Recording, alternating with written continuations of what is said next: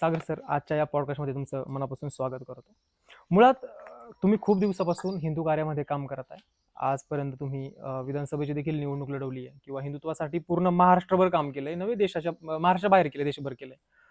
मुळात मी सुरुवात आजच्या पॉडकास्टला इथून करेल, की कारण काय की तुम्ही काम करताय हे तुम्हाला माहिती आहे, लोकांना माहिती आहे. पण त्याच्या मागचा प्रवास जो आहे तो फार लोकांना माहित नाही. तो प्रवास आपण सुरुवातीला तिथून सुरुवात करू प्रवासापासून. तर मुळात तुम्ही श्रीरामपूरचे आहात.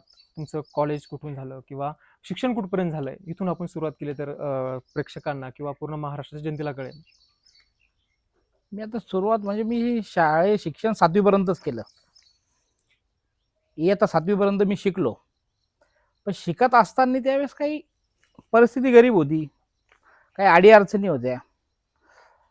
त्या अडचणीतून निघून आज आपण इथपर्यंत पोहोचलो आपल्या आई बापाच्या आशीर्वादाने. हिंदुत्वाचं कार्य करायचं म्हणजे असं कधी ठरवलं नव्हतं का आपल्याला हे कार्य करायचंय. जशा समस्या आपल्या डोळ्यासमोर येत चालले, जे दिसायला लागलं, म्हणजे लोकांना काय होतंय, समस्या डोळ्यासमोर दिसतंय आपल्या हिंदूंना का आपल्या हिंदू समाजावर इतर धर्माचे लोक अन्याय करताय, पण त्याच्यावर बोलायचं नाही. हे दिसतंय. हे पाहून पाहून आपण आता ते जशा समस्या समोर आले तसं आपण त्या कामात पडलो. आणि आज कामात पडल्यानंतर समाजाने एवढं आम्हाला डोक्यावर घेतलं का विधानसभा आम्ही लढली त्यावेळेस 48,000 लोकांनी मला मतदान केलं. मी मतदान सुद्धा पहिल्यांदा स्वतःला केलंय. म्हणजे आमची जी प्रसिद्धी वाढत गेली, कामामुळे जी वाढत गेली, ते राजकारण्यांना कुठंतरी ते खपत नव्हतं. जेव्हा जेव्हा कुठलंही छोटं मोठं इलेक्शन आलं का आमची तडीपारची ऑर्डर, आमच्यावर मोके लावणं, असं करून जेलमध्ये गेलो. अनेक वर्ष जेलमध्ये काढले. जेलमध्ये काढल्यानंतर ही समस्या जेवढी बाहेर दिसते आपल्याला त्याच्याहून डबल आतमध्ये समस्या आहे. दोन्ही धर्माचे लोक जर ख्रिश्चन पाहिले आणि मुस्लिम जरी पाहिले तर जे बाहेर काम करतात त्याच्याहून दुप्पटीने त्या आतमध्ये जेलमध्ये लोकांचं धर्मांतरचं काम करतात. बर, मोठ्या प्रमाणात यासाठी अनेक अर्ज आम्ही दिलेले. अनेक संस्था तिथं लिगल पद्धतीने बाहेरून संस्था येतात. आतमध्ये इस्लामिक माणूस असला तर इस्लाम धर्माचा अभ्यास द्यायला आतमध्ये येतो. ईद असली का बाहेरचे मुसलमान तिथं नमाज पठण करायला येतात. ख्रिश्चनच्या ख्रिसमसला बाहेरचे ख्रिश्चन मध्ये येतात, ख्रिश्चनचा ते सण साजरे करतात. पण हिंदूचे गणपती बसवायला कुठला पुजारी आतमध्ये येऊन देत नाही. काय म्हणतात तिथं का तुम्ही आतमध्ये कुठलाही एखादा केसमध्ये जर कोणी पुजारी आलेला असेल त्याच्याकडून पूजा करून घ्या, बाहेरून बोलू नका. बाकी धर्माचे येत आहेत, बाकी धर्माचे येत आहेत ते आमच्या डोळ्यासमोर येत आहे ना. पण सगळ्यांना दिसते, पण बोलणार कोण? पहिले मी माझे कुठल्या तरी कारणाने जेलमध्ये आलो, पहिले हे बघू का ते बघू, लोकांना असं वाटतं ना. काय कारण होतं? म्हणजे सुरुवातीला मी इथून करेल की काय कारण होतं जेलमध्ये जाण्याचं? पहिले पूर्वी माझ्यावर एक मर्डरची केस लागली, त्याच्यात मी 4-5 वर्ष होतो. ती कोर्टाने मला निर्दोष केलं. त्याच्यात परत दुसऱ्यांदा मर्डर केस लागली, त्याच्यातही निर्दोष केलं. तिसऱ्यांदा एका ऍक्सिडेंटच्या केसमध्ये माझ्यावर मोक्का लावला. त्यावेळेस माझी खूप प्रसिद्धी वाढली होती. लोकांना असं वाटलं का हा आता तरी इलेक्शन लढण कुठला. म्हणजे तुम्ही जेलमधून बाहेर पडल्यानंतर सक्रिय होता सक्रिय राजकारणात कधी मी सक्रिय नाही झालो. मी माझ्या धर्माच्या कार्यामध्ये सक्रिय होतो. पण असं कुठलं मी कार्यक्रम घेतलं तर आता मोठ्या संख्येने आपल्या इथे लोक येतात. मानणारा वर्ग वाढलेला आहे. हे लोक आता काय राहतात, राजकीय लोकांना काय वाटतं, गर्दी त्यांच्याकडे आली म्हणजे त्यांना ती भीती राहते. एखाद्या माणसाला बिगर पैसे देता जर त्याच्याकडे गर्दी जमत असेल ती राजकारणात सगळ्यात मोठी भीती राहते.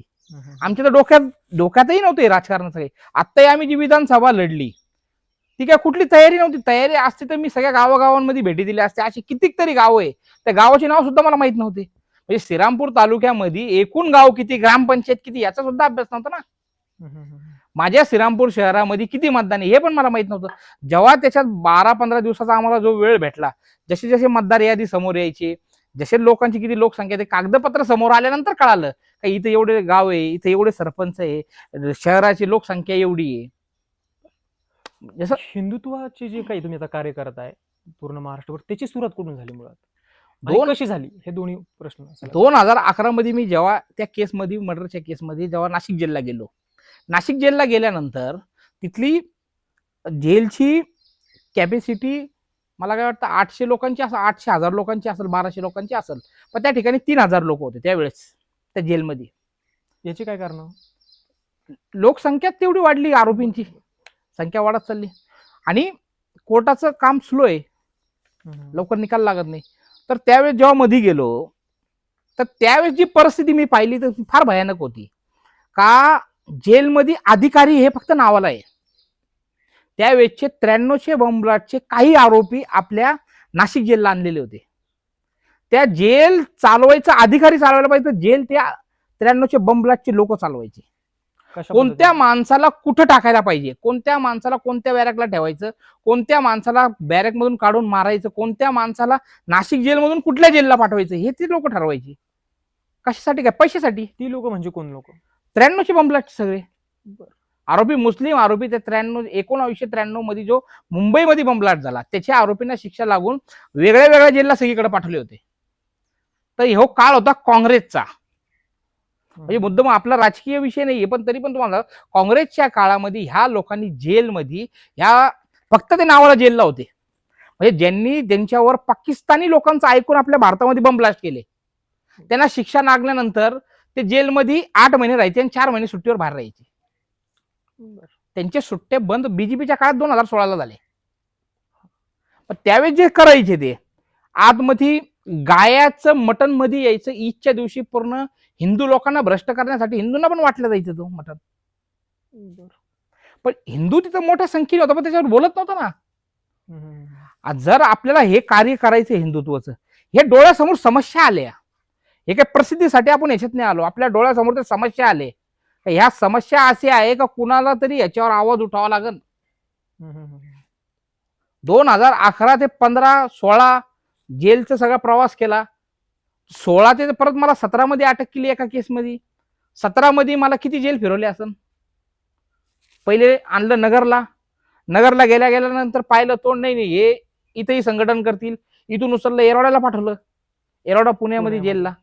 पुण्यामध्ये काही दिवस ठेवलं, नाशिकमध्ये पाठवलं. नाशिकमधून काढलं, छत्रपती संभाजीनगरला पाठवलं. संभाजीनगरला परत नाशिकला पाठवलं. नाशिकहून उचललं, तळोजा जेलला पाठवलं. का बरं पाठवलं? फक्त एकच कारण राहतो का हे इथं येऊन जे धर्मांतर आतमध्ये होत आहे त्या विषयावर हे बोलतात आणि लोकांना जागृत करताय. आतमध्ये तुम्ही कधी असं ऐकलं का जेलमध्ये एखाद्या माणसाची खतना होती? खतना कळते ना आपल्याला. जेलमध्ये कुणाची खतना होती कधी ऐकलं का?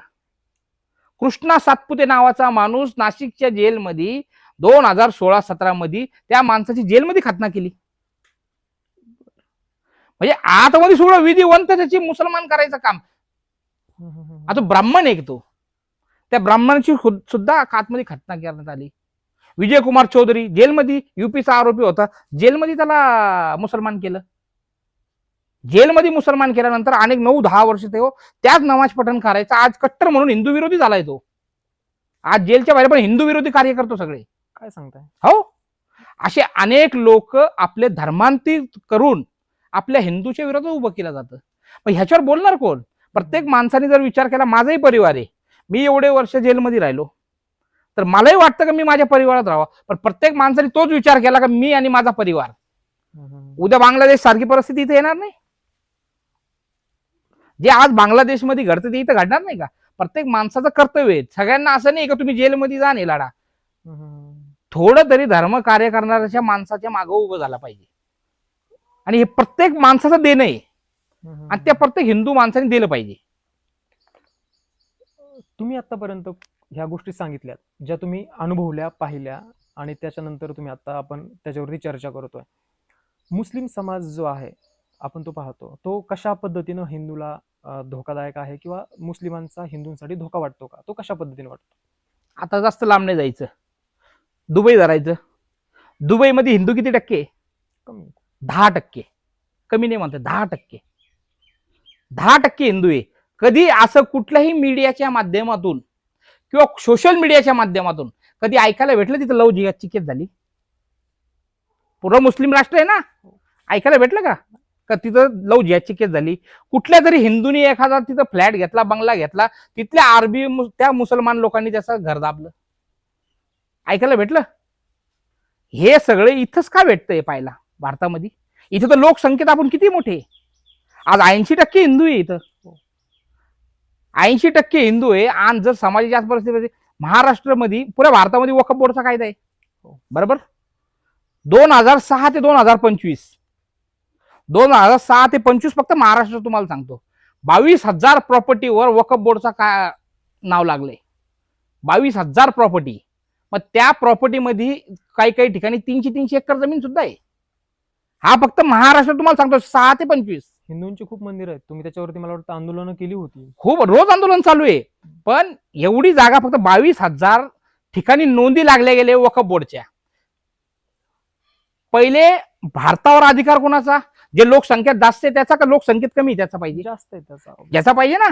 हिंदूसाठी कोणता असा कायदा आहे का हिंदूने एखाद्या ठिकाणी पूजा पठण करायला गेला, पूजा करतोय आणि एखाद्या मंदिरावर कब्जा सांगतोय, असा काही कायदा आहे का? पण मुस्लिम मध्ये वक्फ बोर्डच्या नावाखाली 1954 ला वक्फ बोर्डची स्थापना झाली. 1995 परत बदल केला, त्याच्यात 19 आणि 2013 मध्ये परत बदल केला. आणि आता असे बदल केलेले आहे का एखाद्या शेती, आता ही शेती पाहताय आपण, ह्या ठिकाणी जर कुठलाही मुस्लिम व्यक्ती येऊन 10-12 वेळेस सुद्धा नमाज त्यांनी पठण केली आणि ह्या जमिनीवर त्यांनी अधिकार दाखवला की ही जमीन माझी आहे, तर ह्या जमिनीच्या मालकाला कागदपत्र वक्फ बोर्ड मध्ये द्यायचे. त्या कब्जा केलेल्या माणसाला एकही कागदपत्र द्यावं लागत नाही. आणि तरी सुद्धा त्याच्या विरोधात हा निकाल गेला, हिंदूच्या विरोधात हा निकाल गेला का ही जमीन ह्या मुसलमानांचीच आहे, हा नमाज पठण करत होता, तर ह्या माणसाला सुप्रीम कोर्टात सुद्धा याचिका दाखल करायचा सुद्धा अधिकार नाही. असा कायदा आपल्या महाराष्ट्रात, भारतात आहे. याचे तोटे खूप होत आहेत आता. तोटे खूप होत आहेत ना. बीजेपी सरकारने कायद्यात बदल केली, काही बदल केल्यानंतर महाराष्ट्रभरातून पुऱ्या भारतात जर पाहिलं आपण, तर मोठ्या प्रमाणात मुस्लिम समाज तो कुठल्याही पक्षाचा असू फक्त वक्फ बोर्डच्या समर्थनमध्ये रस्त्यावर आला. पण किती ठिकाणी तुम्हाला असं पाहायला भेटलं का हिंदू हा कायदा आमच्या विरोधातला आहे म्हणून रस्त्यावर आला? नाही आलं. मग ही तर शोकांतिका आहे ना. हिंदू रस्त्यावर आला असता त्यांनी त्या कायद्याचं समर्थन केलं पाहिजे. सरकारने एक कायदा केला, आम्ही याचं समर्थन करतो. रस्त्यावर नाही आला हिंदू. आणि आज सगळ्यात जास्त आपले मंदिर त्या याच्यात बळकवले जात आहेत. छत्रपती शिवाजी महाराजांचं स्वप्न काय आहे? हिंदवी स्वराज्य, बरोबर? अखंड भारत. अखंड भारत, हिंदवी स्वराज्य व्हावा. छत्रपती शिवाजी महाराजांनी मरणाच्या पहिले एक त्यांनी त्यांच्या ह्याच्यात सांगितलं होतं का मी मेल्यानंतर माझं अस्थित्व विसर्जन कधी करायचं माहितीये का? जेव्हा काशी मथुरा मुक्त होईल ना, काशी मंदिर, ज्ञानवापी मंदिर मुक्त होईल ना, तेव्हा माझं अस्तित्व विसर्जन करायचं म्हणताय. आणि त्यांची आस्ती अजूनही कोल्हापूरमध्ये आहे, पुण्यामध्ये आहे. आज त्या छत्रपती शिवाजी महाराजांचं आपण स्वप्न साकार करू शकत नाही, कारण त्या ज्ञानवापी आणि त्या काशी मंदिरावर सुद्धा वक्फ बोर्डचा दावा आहे. तुम्ही त्या विषयाकडे गेलात तर सध्या थडगे, भोंगे, दर्गे यांना हे जिहादी केंद्र आहेत किंवा तुम्ही त्याच्यावरती आंदोलन पण केलेत मध्यंतरी. आता रिसेंटली आता जर पाहिलं तर तुम्ही आता राजापूरला गेला आम्ही परवा. हा, तो एक झाला. पुण्यामध्ये तुम्ही आले होते, हो, तिथेही केला. ह्या कशा पद्धतीने याचा रिस्पॉन्स आहे किंवा याच्यातून किती बदल होतोय? बदल होतोय, समाजची जागरूकता होती. पण पाहिजे तसं समाज कसं आहे, आता तो कॉलनी होती, एक कॉलनी होती, ते मुकुंदनगर म्हणून तो एरिया होता. त्या ठिकाणी सुद्धा आपल्या काही ब्राह्मण लोकांचे आणि हिंदू लोकांचे घर आहेत. तर अचानकपणे रस्त्याच्या मध्ये एखादा थडगं उभारतात, त्याची परवानग्या राहत नाही, काही नाही राहत. आणि प्रशासनाकडे अर्ज दिल्यानंतर प्रशासन म्हणतोय जुनं आहे, खूप काढू शकत नाही. पण आमचं म्हणणं काय आहे, ज्या गोष्टीची तुमच्याकडे परवानगीच नाही ते काढण्याचं काम कोणाचं आहे? प्रशासनाचं आहे ना. आज अनेक ठिकाणी हिंदू लोकांचं पण म्हणणं आहे, काही हिंदू आपल्यातले जे बांडगुळे हिंदू आहे ते म्हणतात हे मोर्चे काढून असं समाजाचं वातावरण खराब करतात. प्रशासन म्हणते वातावरण खराब होतंय. जर तुम्हाला असं वाटतंय वातावरण खराब होतंय ना, इनलिगल आहे, काढून टाका. असं एक उदाहरण मला द्यायचं का कुठल्या तरी जमिनीमध्ये जबरदस्ती घुसून हिंदूंनी मंदिरं बांधले, एक उदाहरण द्यायचं. आणि माझ्याकडून विचारायचं की किती जागेवर मुसलमान लोकांनी कुठलीही परवानगी नसता थडगे बांधले, मस्जिदी बांधले, कबरी बांधले. जिथं तुम्ही तुमचा जमिनी घ्या, काही बांधा, तो तुमचा अधिकार आहे. तुमची स्वतःची जमिनी घ्या, जे बांधायचं ते बांधा. आमचा विरोध कशाला आहे? सरकारी जमिनीवर तुम्ही बांधतात, प्रायव्हेट जमिनी, लोकांच्या प्रायव्हेट जमिनीवर तुम्ही बांधतात. आता काल आम्ही परवा दिवशी संग्राम भैया जगताप, मी आणि नरेंद्र रामचंद्र महाराज, ते आपले याचे रामानंदाचार्य महाराज, आम्ही मोर्चा केला. म्हणजे त्या महाराजांनी आतापर्यंत 1,51,300 काहीतरी लोक जे आपले धर्मांतरित झालेले होते त्यांना विधिवंत परत आणलं. माझ्या मते आसाराम बापू नंतर ते महाराज असतील का ज्यांनी एवढ्या मोठ्या प्रमाणात धर्मांतरित झालेल्या लोकांना परत आणलंय. त्या महाराजांना आज त्या रस्त्यावर येऊन काय करावं लागतंय, काय हे मंदिर सूर्य मंदिर हिंदूंचं आहे, आम्हाला परत द्या. त्या आतापर्यंत आपण पाहिलं असन का मंदिराच्या आसपास थडगे, जरी तुम्ही दर्शनाला जात असाल तर एकही ऐतिहासिक असा मंदिर आपला उरलेला नाहीये का तुम्ही मंदिराच्या जायच्या पहिले तुम्हाला एखादा त्या मंदिराच्या आसपास थडगं दिसणार नाही. एकही वास्तू हिंदूची राहिली नाही का ज्याच्या आसपास एखादं थडगं नाहीये. याला पूर्ण समाज जबाबदार आहे असं वाटतं. समाज म्हणजे मला दिसतंय का तिथं थडगं आहे, हिरवी चादर आहे, तरी मी जाऊन तिथे उर्दू मध्ये तिथं त्याच्या अल्लाचं नाव लिहिलं तरी मी जाऊन तिथं डोकं टिकतोय. म्हणजे समाज जबाबदार आहे, समाज जबाबदार आहे. त्या समाजाच्या ज्या ज्या संस्थांसमोर ते मंदिर आहे त्याचे तडगे बांधतात ते संस्था जबाबदार आहे. त्याला जागरूकता जी आहे ती कमी पडली आहे. जागरूकता पूर्णपणे चालू आहे, पण मी बोलणार कोण. जसं तुम्ही मला प्रश्न केला का तुमचाही घरदार आहे, तुम्ही या कामात का आले, मग मलाही वाटतं माझं घरदार, प्रत्येकाला माणसाला तेच वाटते माझं घरदार आहे, मी काय आले कामात. जसं सरकारने जर पाहिलं आपण तर आपल्याकडं एकूण 4 लाख मंदिर भारतामधले 4 लाख मंदिर सरकारच्या अंडरमध्ये आहे, ज्याचा जमा झालेला पैसा हा सरकार जमा करतो. हा कायदा आपल्याला माहिती आहे का. या कायद्याच्या अंतर्गामध्ये फक्त हिंदूच्या मंदिराचं सरकारच्या अंडरमध्ये त्यांनी सरकारने त्याचा पैसा गोळा करायचा. पण कितीही मोठी मस्जिद असली, कितीही मोठी दर्गा असली, कितीही मोठा ख्रिश्चनचं चर्च असलं तर त्याचा पैसा तो त्याच्या धर्माच्या प्रचारासाठी वापरू शकतो.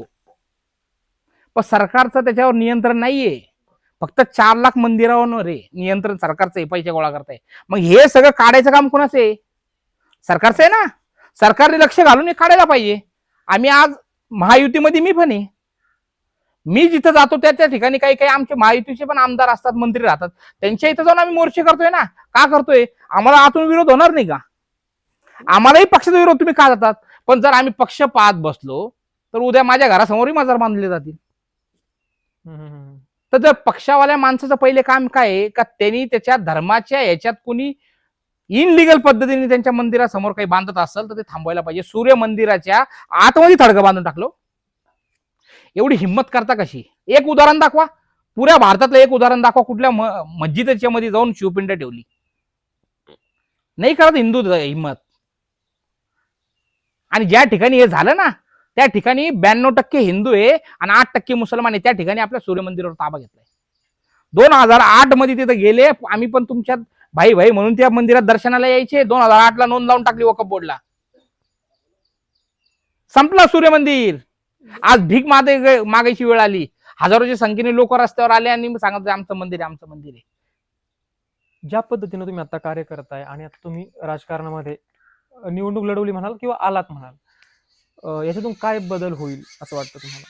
मोठा बदल झाला याच्यात. ज्याप्रमाणे मला 48,000 मतं पडले तर महाराष्ट्रभरच्या लोकांना हा एक धसका बसलाय का कुणीतरी माणूस आला आणि फक्त हिंदुत्वाच्या मुद्द्यावर मतं मागितली आणि 48,000 लोकांनी त्याला मतदान केलं. हा झाला अपक्ष असलेला भाग. अपक्ष भाग, बरोबर. सरकारमध्ये तर तुम्हाला ते सांगतो ना, या अपक्ष आपण एवढे मतदान घेतल्यानंतर प्रत्येक माणसाला असं वाटलं का हिंदू आता जागृत झाला. आणि सरकार म्हणून आता शिंदे साहेब जर पाहिले तर मागच्या त्यांच्या 2.5 वर्षाच्या काळामध्ये शिंदे साहेब एकमेव माणूस असा आहे का त्यांनी महाराष्ट्रामध्ये आपल्या गौ मातेला राजमातेचा दर्जा दिला. हे आपल्याला मानावं लागेल.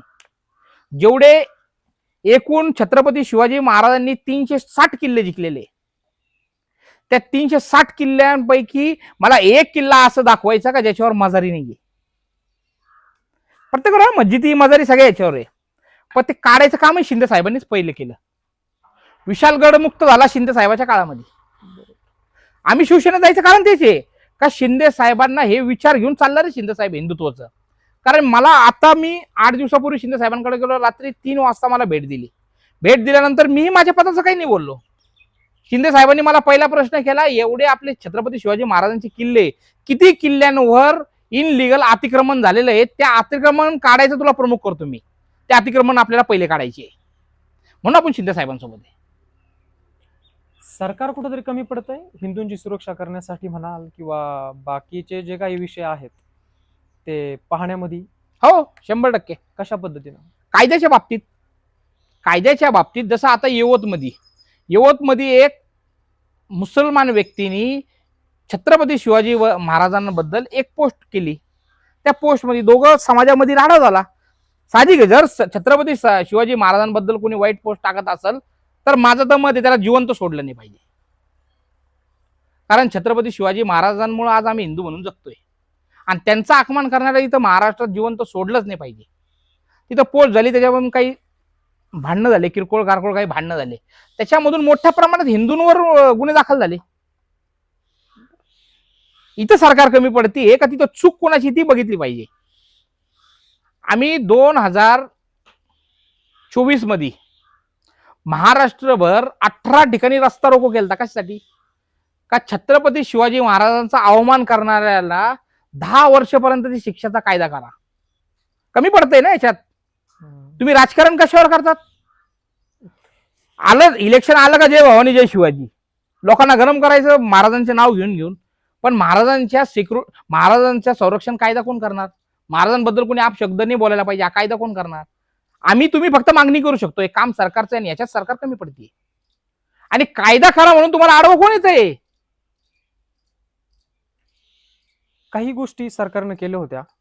पहिला मुद्दा, गोरक्षकांसाठी चांगल्या पद्धतीने काम केलं सरकारने, किंवा बाकी आता गोहत्याबंदीचा कायदा असेल किंवा राजमाता दर्जा दिला गेला. पण त्याआधी अजित पवारांनी देखील त्याच्यावरती बोलले गेले. तो एक विषय झाला. काल परवा सदाभाऊ खोत जे आहेत त्यांनी देखील आंदोलन उपोषणाला बसले होते माझ्या माहितीप्रमाणे. आणि त्याचप्रमाणे तुमच्याबरोबर ते कार्य करणारे संग्राम जगताप होते, ते सुद्धा महायुतीचे आहेत, म्हणजेच अजित पवार गटाचे. यामध्ये देखील त्यांच्यावरती कारवाई झाली. अशा गोष्टी पाहता पक्षामध्येच काही लोक वेगळ्या विचाराचे आहेत का असं वाटतं? आता बघा, तुम्ही जसं म्हणले सरकारने गोमातेचा राजमातेचा दर्जा दिला, बरोबर. आणि जे गौ हत्याचा कायदा केला हा पूर्णपणे चुकीचं लोकांचा समज झालाय. हा कायदा असा केलाय का तुम्ही 1 लाख गाया कापायचे, ते कापून कंटेनर घेऊन यायचं आणि पोलिसांनी धरल्यानंतर तुम्हाला फक्त नोटीस देऊन सोडून द्यायचं, असा कायदा केलेला आहे सरकारने. 1 लाख गाया कापायचे आणि फक्त पोलीस त्यांना नोटीस देणार सोडून देणार. आज पोलिसांवर मोठ्या प्रमाणात गौरक्षकांचा रोष आहे, पण त्यात चुकी पोलिसांची नाहीये, हा कायदा बनवणारी सरकारची आहे. त्यात कायदा कडक करा ना तुम्ही. 10 वर्षापर्यंत शिक्षा. सरकार तुमचंच आहे. सरकार आहे ना, मग सरकारचंच काम आहे नाही करणं. आमचं सरकारलाच म्हणणं आहे की तुमचं काम आहे करणं. हिंदू म्हणून लोकांनी हिंदुत्वासाठी मतदान केलेलं आहे आणि हे वाचवण्यासाठी जर आपल्याला परत सरकार या महाराष्ट्रात आणायचं असेल तर हिंदूचे हिताचे कायदे आपल्याला करावे लागतात. आज अजितदादा पवार किती मुसलमानांनी मतदान केलं त्यांना? ज्या सभेत जातो त्या सभेतून मी अजित पवारांचा निषेध करतोय. का करतोय? मूठभर काहीतरी मुसलमान लोक त्यांच्याकडे गेले, कसाई लोक, आणि त्यांनी सांगितलं आमर को कतलचे रोकरे, कसाई लोक गौरक्षक लोक थांबवतात, हे मारहाण करतायत, मग आमच्या गौ मातेला तुम्ही हत्या करणार, तुमची पूजा करायची? जागेवर त्यांना तोडायलाच पाहिजे. आणि जे गौरक्षक करताय आम्ही त्यांचं समर्थन करतो. जिथं जाईल आम्ही त्यांचा अजितदादांचा विरोध करणार. कारण ज्या लोकांनी तुम्हाला कधी मतदानच केलं नाही, ज्या लोकांनी मतदान केलं नाही, त्यांच्यासाठी तुम्ही हिंदूच्या विरोधात का जाताय? मग आशा करून हिंदूचा तुमच्यावर पुढच्या इलेक्शन, येणाऱ्या इलेक्शन मध्ये विश्वास राहणार नाही. आज जो हिंदूंनी विश्वास केला ना, आणि खूप वर्षानंतर हिंदूंनी कुठल्या तरी सरकारवर विश्वास दाखवलेला आहे, तर विश्वास यांनी टिकवण्यासाठी हिंदूचं हिताचंच बघितलं पाहिजे. कारण या 80% हिंदू इथं. तुम्ही वेगवेगळ्या ठिकाणी जाता. तुम्ही आता म्हटलं की मी प्रत्येक ठिकाणी जाऊन अजितदादांचा निषेध करतो किंवा बाकीच्या गोष्टी, पण त्याच्या व्यतिरिक्त तुम्ही खूप सारे असे शब्द वापरता जेणेकरून हिंदूंची जी लोक आहेत ती अजून चांगल्या पद्धतीनं ऊर्जा येते त्यांना म्हणाल, किंवा बाकीचे जे काही समाजाची लोक आहेत त्यांना त्रास होतो. याचा काही परिणाम वेगळा समाजावरती होईल किंवा समाजामध्ये होईल असं वाटतं का? नाही, समाजामध्ये परिणाम म्हणजे आता काय होतं, आपण तो बोलतोय ते कृतीतून करतायत ना. ते गायाचे कतली खुलेआम करताय, कृती ना. आम्ही तर त्याच्यावर बोलतोय आणि आम्ही एखादं 2 वाईट शब्द बोललं त्यांना काय वाईट वाटेल त्याच्याशी आम्हाला घेणं देणं नाही. त्याच्यामुळे माझ्यावर अनेक गुन्हे दाखल झाले. त्याच्याकडे येणार होतो मी. हा, अनेक गुन्हे त्याच्यावरून दाखल झाले ना माझ्यावर.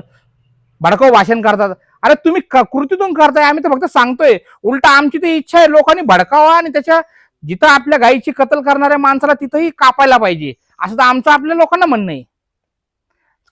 कतली कधी वाचतील म्हणजे परत घुमून फिरून मी का बरं येतो दुबईकडं? दुबईमध्ये असे का बरं होत नाही सगळे ठिकाणी? आता युपीचे रायबरेली मध्ये पाहिलं का तुम्ही? 20,000 बर्थ सर्टिफिकेट बनवले गेले, आधार कार्ड बनवले गेले. 20,000 बरं का? कोणत्या ठिकाणी? रायबरेलीमध्ये जिथं आज सगळ्या भारतामधला सगळ्यात दबंग मुख्यमंत्री कोण असेल तर योगी आदित्यनाथ महाराज आहेत. त्या ठिकाणी असे कागद बनत असतील तर तुम्ही आपल्याकडचा विचार करा ना, महाराष्ट्रात किती बनले असेल. 20,000 एका वर्षात तिथं बनले. ते रायबरेलीचा आकडा आहे फक्त. पुऱ्या भारतामध्ये असे किती फेक डॉक्युमेंट तयार झाले असेल.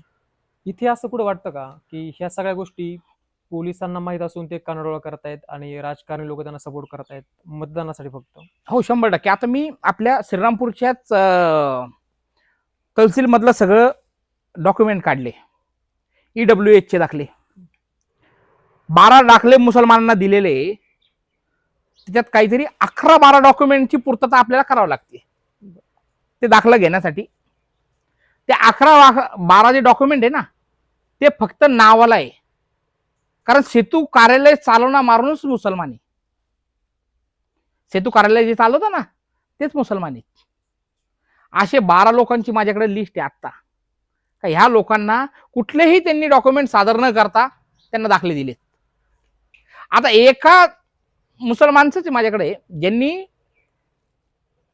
1928 मध्ये एका शाळेचं उद्घाटन झालेलं आहे. 28 मध्ये त्याच्याकडे 30चा दाखला आहे. शाळा उघडायच्या आधी याच्याकडे दाखला आहे. तो दाखला आता घेतला आणि आता त्याच्यावर गुन्हे दाखल होणार आहे. हा एक नाही, महाराष्ट्रभर माग पुण्यामध्ये एका ठिकाणी रेड झाली आणि एक ठिकाणी मोठ्या प्रमाणात बांगलादेशी माणसाकडेच सेतू कार्यालय चालवलेलं होतं. हे एक दिवस उद्रेक होणार आहे. अनेक मोठ्या प्रमाणात बांगलादेशी लोक इथं घुसपेट करून जे दाखले बनवत आहेत आता ते हुशार झाले. त्यांना माहिती मुस्लिम नावाने बनवलं तर यांना माहित होतंय ते आता हिंदू नावाने दाखले बनवत आहे. जे युपीच्या रायबरेलीमध्ये धरले गेले ना 15,000 नावं ते हिंदूच्या नावावर आहे. 15,000. मग एक दिवस काय होणार, कुठंतरी मोठा काहीतरी मुसलमानांचा मेळावा होणार आणि त्याच्यातून आम्ही सामूहिक लोक धर्मांतर हिंदू धर्म सोडून मुसलमान धर्मात चाललो. त्यांना लिगल दाखले आपल्या समाजाकडून भेटून जातील, प्रशासनाकडून लिगल सगळे भेटून जातील. बांगलादेश हा ठपका त्यांच्यावर निघून जाईल आणि हे उद्रेक आपल्या भारतात होणार आहे. ह्या प्रत्येक नेत्यांचं काम काय आहे, महायुती म्हणून हिंदुत्व म्हणून बीजेपीचं काम आहे त्या लोकांनी हे घुसपेटीसाठी काहीतरी कायदा करायला पाहिजे. कारण ती बांगलादेशाची जी बाउंड्री आहे ना खूप मोठी नाहीये, 4,000 किलोमीटरची फक्त. 4,000 किलोमीटर खूप मोठं नाहीये. जर गडकरी साहेबांनी जर विचार केला, गडकरी साहेबांकडे काम दिलं तर येत्या 8-10 वर्षामध्ये पूर्ण भिंत बांधता येईल, सुरक्षा भिंत बांधता येईल. आधी भिंत बांधली तर हे सगळं संपून जाईल घुसपेटी लोकांचं. हे काम सरकार त्यांनी करायला पाहिजे. पण आमच्यासारखे लोक किती बोंबलणार. आता बोंबलायला ऐकायला 50,000 लोक राहतात, कधी कधी ऐकतात. त्यातले काही हुशार लोक ते घेतात. पण ह्याचा उद्रेक झाला पाहिजे, सगळीकडून समाजातून मागणी झाली पाहिजे, तेव्हा हे रद्द होईल ना. हे आम्ही फक्त मागणी करू शकतो, करणारं सरकार आहे. तुम्ही भाषणामध्ये जिहाद हा शब्द खूप वेळा उच्चारता असं मी म्हणेल. जिहाद या शब्दाचा जर एक व्याख्या जर ठरवली तर ती काय आहे, एकदम सोप्या साध्या शब्दामध्ये किंवा कमी शब्दामध्ये? जिहाद म्हणजे कुठल्याही, त्यांच्यामध्ये काय म्हणतात, काफिर, हिंदूला काफिर मानलं जातं. कुठल्याही काफिरांना जर तुम्ही कुठल्याही पद्धतीने आम्ही दाखवून म्हणा, फसून म्हणा, जर हिंदू धर्म सोडून मुसलमान धर्मात आणत असाल तो झाला जिहाद. आता याच्यामध्ये 3-4 विषय येतात. लँड जिहाद आहे, थूक जिहाद आहे किंवा अजून बाकीचं लव जिहाद आहे. लव जिहाद आहे. याचा परिणाम सध्या कसा होतोय वेगवेगळ्या, म्हणजे लँड जिहादचा कसा होतोय किंवा थूक जिहादचा कसा होतोय आणि लव जिहादचा? आता लँड जिहाद म्हणलं असं तर ते 1954 जो कायदा वक्फ बोर्डचा, परत तेच सांगतो तुम्हाला, वक्फ बोर्डचा कायदा जो पास झाला आतापर्यंत वक्फ बोर्ड आपण सगळीकडे जाऊन फिरून सांगत होतो का 10 लाख एकर जमीन त्यांच्याकडे आहे. आता अमित शाह साहेबांनी सांगितलं जेव्हा कायद्यामध्ये बदल केला वक्फ बोर्डच्या, 62 लाख एकर जमीन त्यांच्या ताब्यात आहे. 62 लाख एकर जमीन.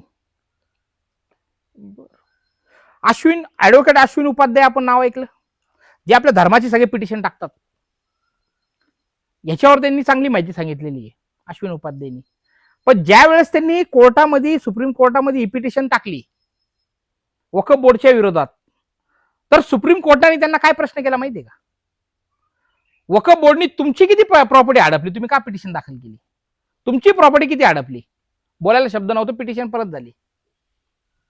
पण जेव्हा वक्फ बोर्डमध्ये सरकार सुधारणा करत होती तर काही हिंदूचे वकील आणि काही मुस्लिम वकील जेव्हा कोर्टासमोर ती पिटिशन दाखल केली का वक्फ बोर्डमध्ये सुधारणा करू नका, सरकार हे हडपू राहिली जमिनी मुसलमानांचे, त्यावेळेस कोर्टाने त्यांना हे नाही विचारलं का तुमची किती जमीन त्याच्यात चालली. हा प्रश्न फक्त हिंदूला विचारला गेला. यात कोर्टाची मानसिकता बदलली पाहिजे. तुम्ही जो प्रश्न ह्याला विचारताय तोच प्रश्न त्यांना विचारायला पाहिजे होता. 100%. न्याय सगळ्यांना सारखा आहे. ह्याचप्रमाणे जिहादाला आपण प्रोत्साहन देतोय. त्यामुळे जिहाद ह्यालाच म्हणतात का त्यांनी सगळ्या आपल्या सिस्टम मध्ये त्या विचाराचे लोक बसून तो जिहाद पांगवायचं काम चालू केले. खूप सारे मुस्लिम विरोधी हिंसाचार होत आहेत, याच्यामध्ये पोलीस थोडे कमी पडत आहेत का? हो. कशा पद्धतीनं, काय झालं किंवा काय सुधारणा केली पाहिजे? हे बघा, तुम्ही हे सगळे लफडे कशामुळे होतात. आता जे तुम्हाला पाहायला भेटत असेल, मंदिरावर कब्जा केला हिंदू चिडणार, कत्ली केल्या हिंदू चिडणार, हिंदूच्या मुली पळवल्या हिंदू चिडणार. मग हे थांबवण्यासाठी सरकारचं काय काम आहे, याच्यावर ठोस कायदे करा. लव जिहादसाठी कडक कायदा करा, हिंदू मुस्लिम भांडणं होणार नाही. धर्मांतरावर कायदा करा, हिंदू मुस्लिम भांडण होणार नाही. मंदिरावर सुरक्षा कायदा करा, हिंदू मुस्लिम भांडणं होणार नाही. तुम्ही कायद्याची गरज आहे ना. हिंदू कशासाठी, हिंदू का पागल झाला का? हिंदूचे जेवढे कब्जे केलेले जागा होती, आता हिंदू जागृत झाला, त्याची ती मागणी चालू आहे. तो काय कोणाला त्रास देत नाहीये. आणि जर संविधानिक पद्धतीने तो मागायला गेला तर त्याचं 2-3 पिढ्या निघून जातील तरी सुप्रीम कोर्टचा निकाल येणार नाही. तुम्ही खूप वेगवेगळ्या भागामध्ये फिरता, प्रांतामध्ये फिरता. मुस्लिम संघटना ज्या आहेत, ज्या आतंकवादी संघटना, त्या कुठल्या कुठल्या आहेत की ज्या खूप ऍक्टिव्हरित्या काम करत आहेत, ज्यामुळं आजपर्यंत महाराष्ट्राचं, देशाचं किंवा अजून हिंदू लोकांचं नुकसान झालं? आता बघा, 2013 मध्ये मी आर्थर रोड जेलला होतो. तर त्या ठिकाणी अनेक अशा, आता मला नाव सगळे पाठ नाही द्या पण मी देतो आपल्याला. त्या ठिकाणी त्यावेळेस अशा काही संस्था होत्या मोठ्या प्रमाणात, त्या 10-12 संस्था असे काम करत होते 2013 मध्ये. का त्या लोक जर कुणी बम ब्लास्ट मध्ये जेलमध्ये आला, बम ब्लास्ट मध्ये तो माणूस आला, आणि तो बम ब्लास्ट कोणता पाहिजे, हिंदू विरोधी बम ब्लास्ट पाहिजे, त्याच्यात तो जेलमध्ये आला का त्या संस्था लीगल पद्धतीने त्यांचा वकील पत्र जेलमध्ये पाठवायचे. त्या संस्थेच्या मार्फत त्या मुसलमान अतिरेक्याला वकील द्यायचे, त्या अतिरेक्याला वकील द्यायचे. त्याचा घरचा खर्च, त्याचा जामीनचा खर्च, त्या कोर्टात जे काही त्याला खायला प्यायला जे काही लागन, त्या संस्था लीगल पद्धतीने खर्च करायचे. आणि अशा 2013 पर्यंत या संस्था ऍक्टिव्ह होत्या. ज्यावेळेस बीजेपी सरकार आलं तर हे थांबलं. जे विदेशी फंडिंगला जे बीजेपीने रोख लावली त्यामुळे हे सगळं थांबलं. तर तुम्ही आता पाहिलं 2014 नंतर बम ब्लास्ट स्टॉप झाले महाराष्ट्रातले, कारण विदेशी फंडिंग बंद झालं. त्यावेळेस मग सरकार त्याला जबाबदार आहे? 100% सरकार जबाबदार आहे. सरकारला जे आता तुम्ही भगवा आतंकवाद दाखवायचा होता, हे जेवढे ब्लॅकचे आरोपी सुटले ना, जेवढा बाबाल चालू आहे, त्यांच्या सोबत सगळ्यांचे मी राहिलेलो आहे. कसे विचार किंवा कसं काय? आता जे ट्रेनमध्ये जो 2007 बम ब्लास्ट झाला रेल्वेमध्ये, त्यातले जेवढे आरोपी होते यांच्यासोबत मी राहिलेलो आहे. कुठले? अगदी आर्थर रोडला त्याचा बिछाना, म्हणजे त्याचा ते आथरण्याचं माझ्या आजूबाजूला होता. तर त्या लोकांनी हा बम ब्लास्ट केला. म्हणजे एखाद्या त्याच्यातला एक आरोपी होता, त्याच्या आई वडील कटलेरीचं दुकान नव्हतं त्यांचं, कटलेरी छोटं मग्गे वगैरे विकायचं दुकान. तो माणूस कराचीला जाऊन येतोय, हा रेकॉर्ड पोलिसांकडे. कराचीला जातो, काही महिने राहतो, तिथून ट्रेनिंग घेतो, परत येतो आणि इथं बम ब्लास्ट करतो. कुकर बम ब्लास्ट तो होता. तो बम ब्लास्ट करण्याआधीचा रेकॉर्ड पोलिसांकडे होता ना सगळा. का हा कराचीला गेला, कराचीहून परत आला, ट्रेनिंग घेतली आणि मग बम ब्लास्ट केला. असे ते आरोपी 12 आरोपी होते त्याच्यात. 12 पैकी एक मेला. त्यातले 5 आरोपीला कोर्टाने फाशी शिक्षा दिली, सेशन कोर्टाने. 12 पैकी 7 लोकांना जन्मठेप दिली, एक वेळेला 11 राहिले. आता हायकोर्टाने सगळेचे सगळे निर्दोष केले, एकही ठेवला नाही जेलमध्ये. आणि त्या लोकांनी तो बॉम्ब ब्लास्ट केलेला होता. केला म्हणजे आता आम्ही तर सोबत राहिलो ना त्या जेलमध्ये. आरोपी आतमध्ये सगळी चर्चा करतो, मी असं केलं, मी तसं केलं, प्रत्येकाची स्टोरी राहतात तिथं. पण आज आपल्या न्याय व्यवस्थेत तो सुटून गेला ना. कसे गप्पा असायचे त्यांच्या, म्हणजे गप्पा म्हणजे मी म्हणेल की प्लॅनिंग किंवा बाकीच्या गोष्टी. आता प्लॅनिंग मध्ये ते हुशार राहतात, ते कधी सांगत नाही काय असं केलं. पण काय राहतं, केलं मी जाऊन आलो हे सांगायचे. त्यांना काय झालं, त्यांना सुद्धा त्या गोष्टीचा पश्चाताप झाला. काय झालं, 2008 मध्ये एवढे सीसीटीव्ही कॅमेरे सगळीकडे नव्हते, आपल्याला माहित असं तेवढं प्रमाण नव्हतं सीसीटीव्ही कॅमेऱ्याचा. ट्रेन मध्ये हे जातात, ट्रेनचा स्वतः जर पत्रा व्हायला तर एवढा जाडच्या आसपास राहतो. तर त्या कुकरचे किती तुकडे झाले असन, ज्या कुकरमध्ये हा बॉम्ब ब्लास्ट झाला त्या कुकरचे किती तुकडे झाले असन. तर हे शोध लावला कोणी का कुकरमध्ये ब्लास्ट झाला. ज्यांनी यांना बॉम्ब ब्लास्ट करायला लावलं त्याच आकानी पोलिसांना सांगितलं असेल का जा द्या हरामखोरांना उचला, यांनी ब्लास्ट केलेला आहे. तो ते उचलल्यानंतर त्यांना सुद्धा माहिती आपल्याला उचलला ना आपण. या लोकांनी गाजर दाखवला मुळा दिला घालून. जेलमध्ये जेव्हा आले ते त्यांना कळालं नाही का आपल्यासोबत धोका झालेला आहे. आणि मग ते धोक्याच्या संदर्भात जे घराची परिस्थिती त्यांची दिसणार, जशी जशी सिच्युएशन समोर येणार त्या पद्धतीने ते चर्चा करायची ना. हे केलेलं आहे, पश्चाताप व्हायचं ना. पण आज काय झालं, आज विन झाले ना. पण ते बळी का पडले त्या गोष्टीला, जर त्यांना नंतर पश्चाताप होत असेल तर? कारण कसाब हा शेवटपर्यंत त्याला पश्चाताप झाला नाही. असे एक माझ्याकडे पॉडकास्ट आहे एका व्यक्तीचे खूप जवळच्या, म्हणजे त्या रिलेटेड, की ते म्हणायचे की तो कायम हसत राहायचा, विनोदी स्वभाव असायचा, टॉन्ट मारायचा. तो त्याला पश्चाताप कुठलाच नव्हता. फाशी दिली शेवटी, पण ते त्याला पश्चाताप नव्हता. काय झालं, त्यांचे जे संस्कार आहे, जसं आपलं आता लहान पोराला तुम्ही लहानपणापासून जर एखाद्या मंदिरात जायचं संस्कार दिलं तर ते तुम्ही त्याच्या डोक्यातून काही करा तुम्ही काढू शकत नाही. जर तुम्ही त्याला आता लहान पोराला, वर्षभराच्या पोराला जर संस्कार दिले धर्माचे, 18व्या वर्षापर्यंत तुम्ही त्याला धर्म धर्म धर्म हिंदू धर्म सांगितला, आई बापू जे शिकवते ते सांगितलं, तो त्याच हिशोबाने तो वागणार. तसं मुस्लिम लोकांना लहानपणापासून जिहाद जिहाद जिहाद जिहाद जिहाद तेच त्यांच्या लहानपणापासून 18 वयापर्यंत ते डोक्यात घातलं.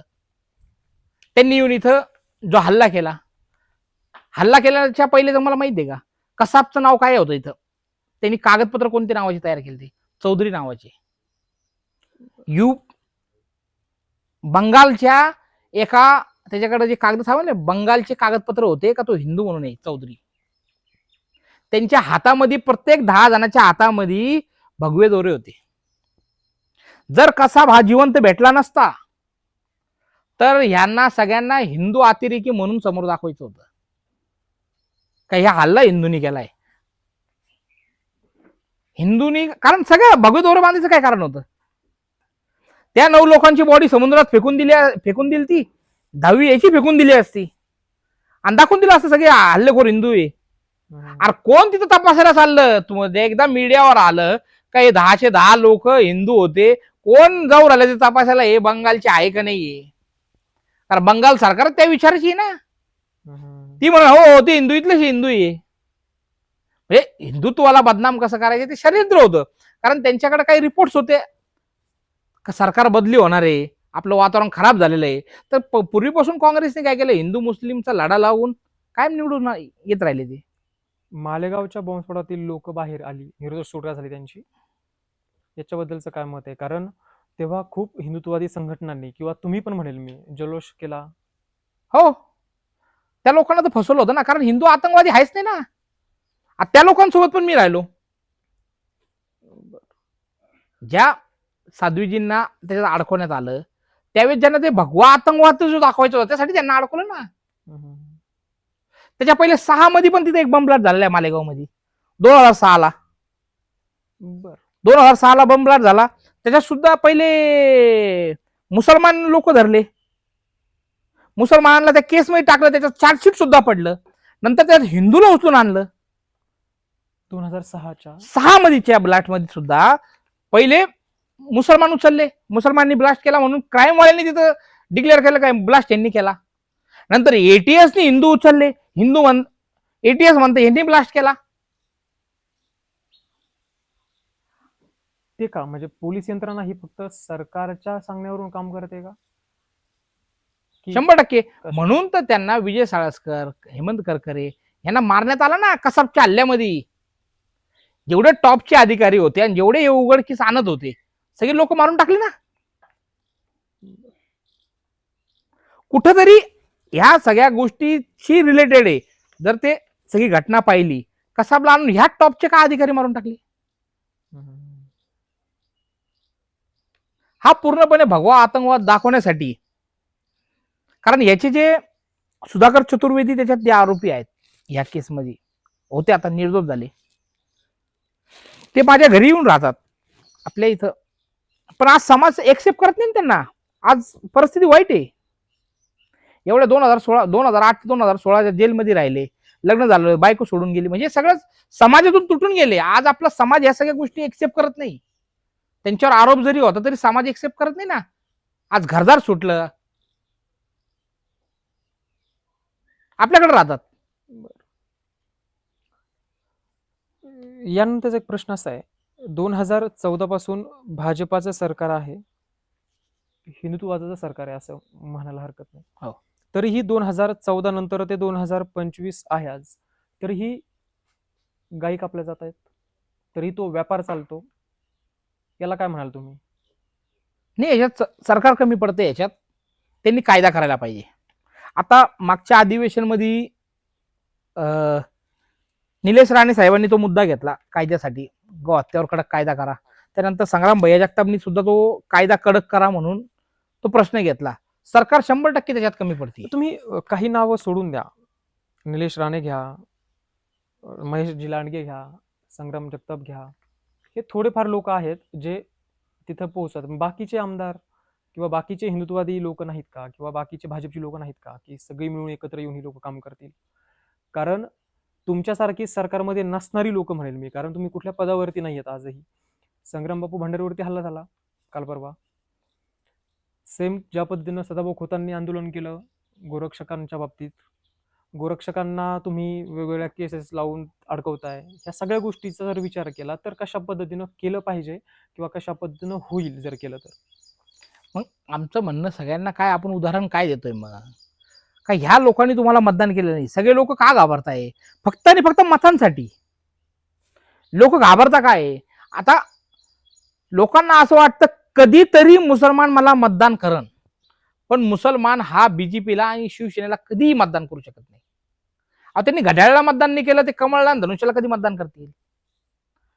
आता केलं नाही ना. पण ते बाकीच्या आमदारांच्या हे लक्षात आलं पाहिजे का हा समाज जर आपण गृहीत धरला, ठीक आहे, ह्या वेळेस हिंदू फासला समजायचं. मग जर तुम्ही हिंदूसाठी काम केलं नाही तर ह्या वेळेस हिंदू फासला, पुढच्या वेळेस याचा विचार करून सरकारने काम केलं पाहिजे.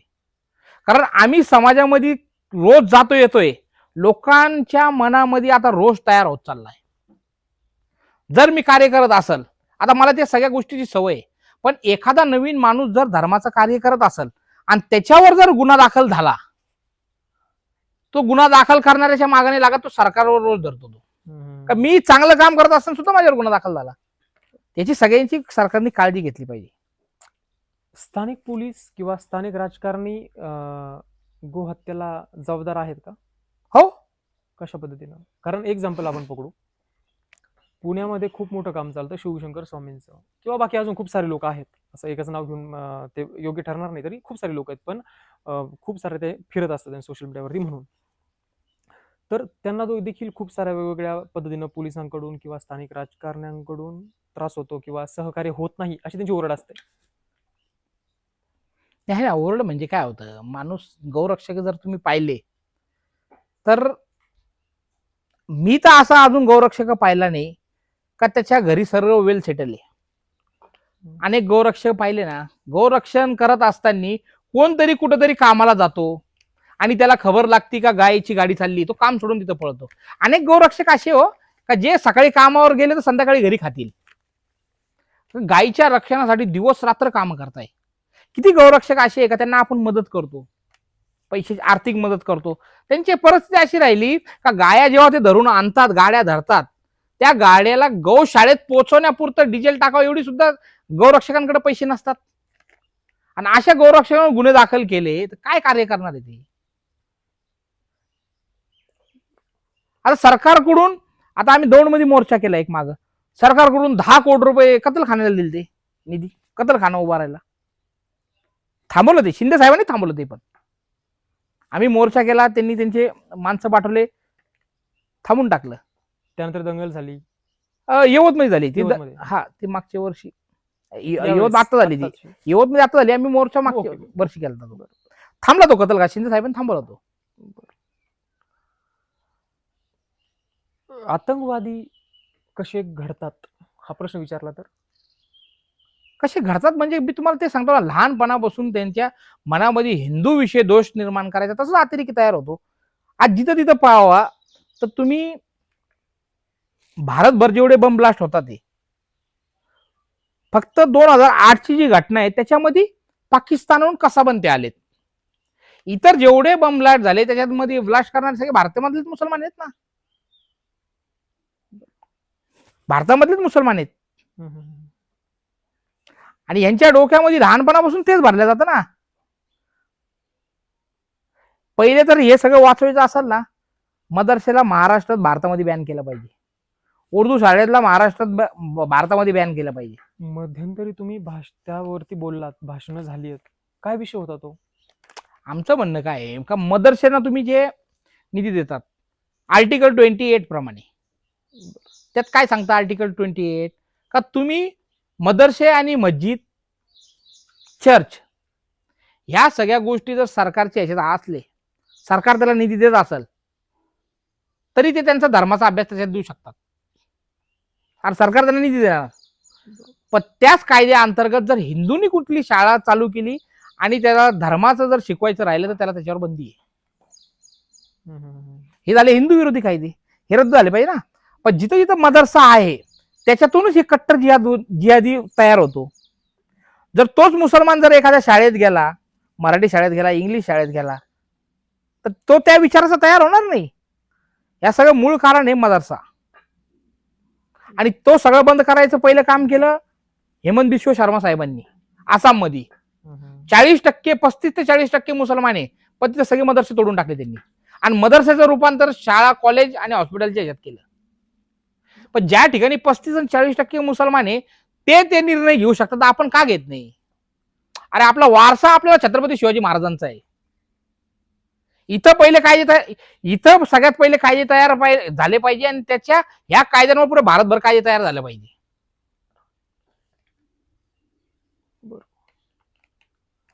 त्याच्यानंतरचा एक प्रश्न असा येतो की तुम्ही खूप साऱ्या ठिकाणी हिंदुत्वाचं काम करता, पण मुळात जाती व्यवस्थेची समस्या वाटते आहे, ती कशा पद्धतीनं आहे किंवा त्याचा काय परिणाम होतोय सध्या हिंदुत्वाच्या कार्यावरती किंवा हिंदू समाजामध्ये?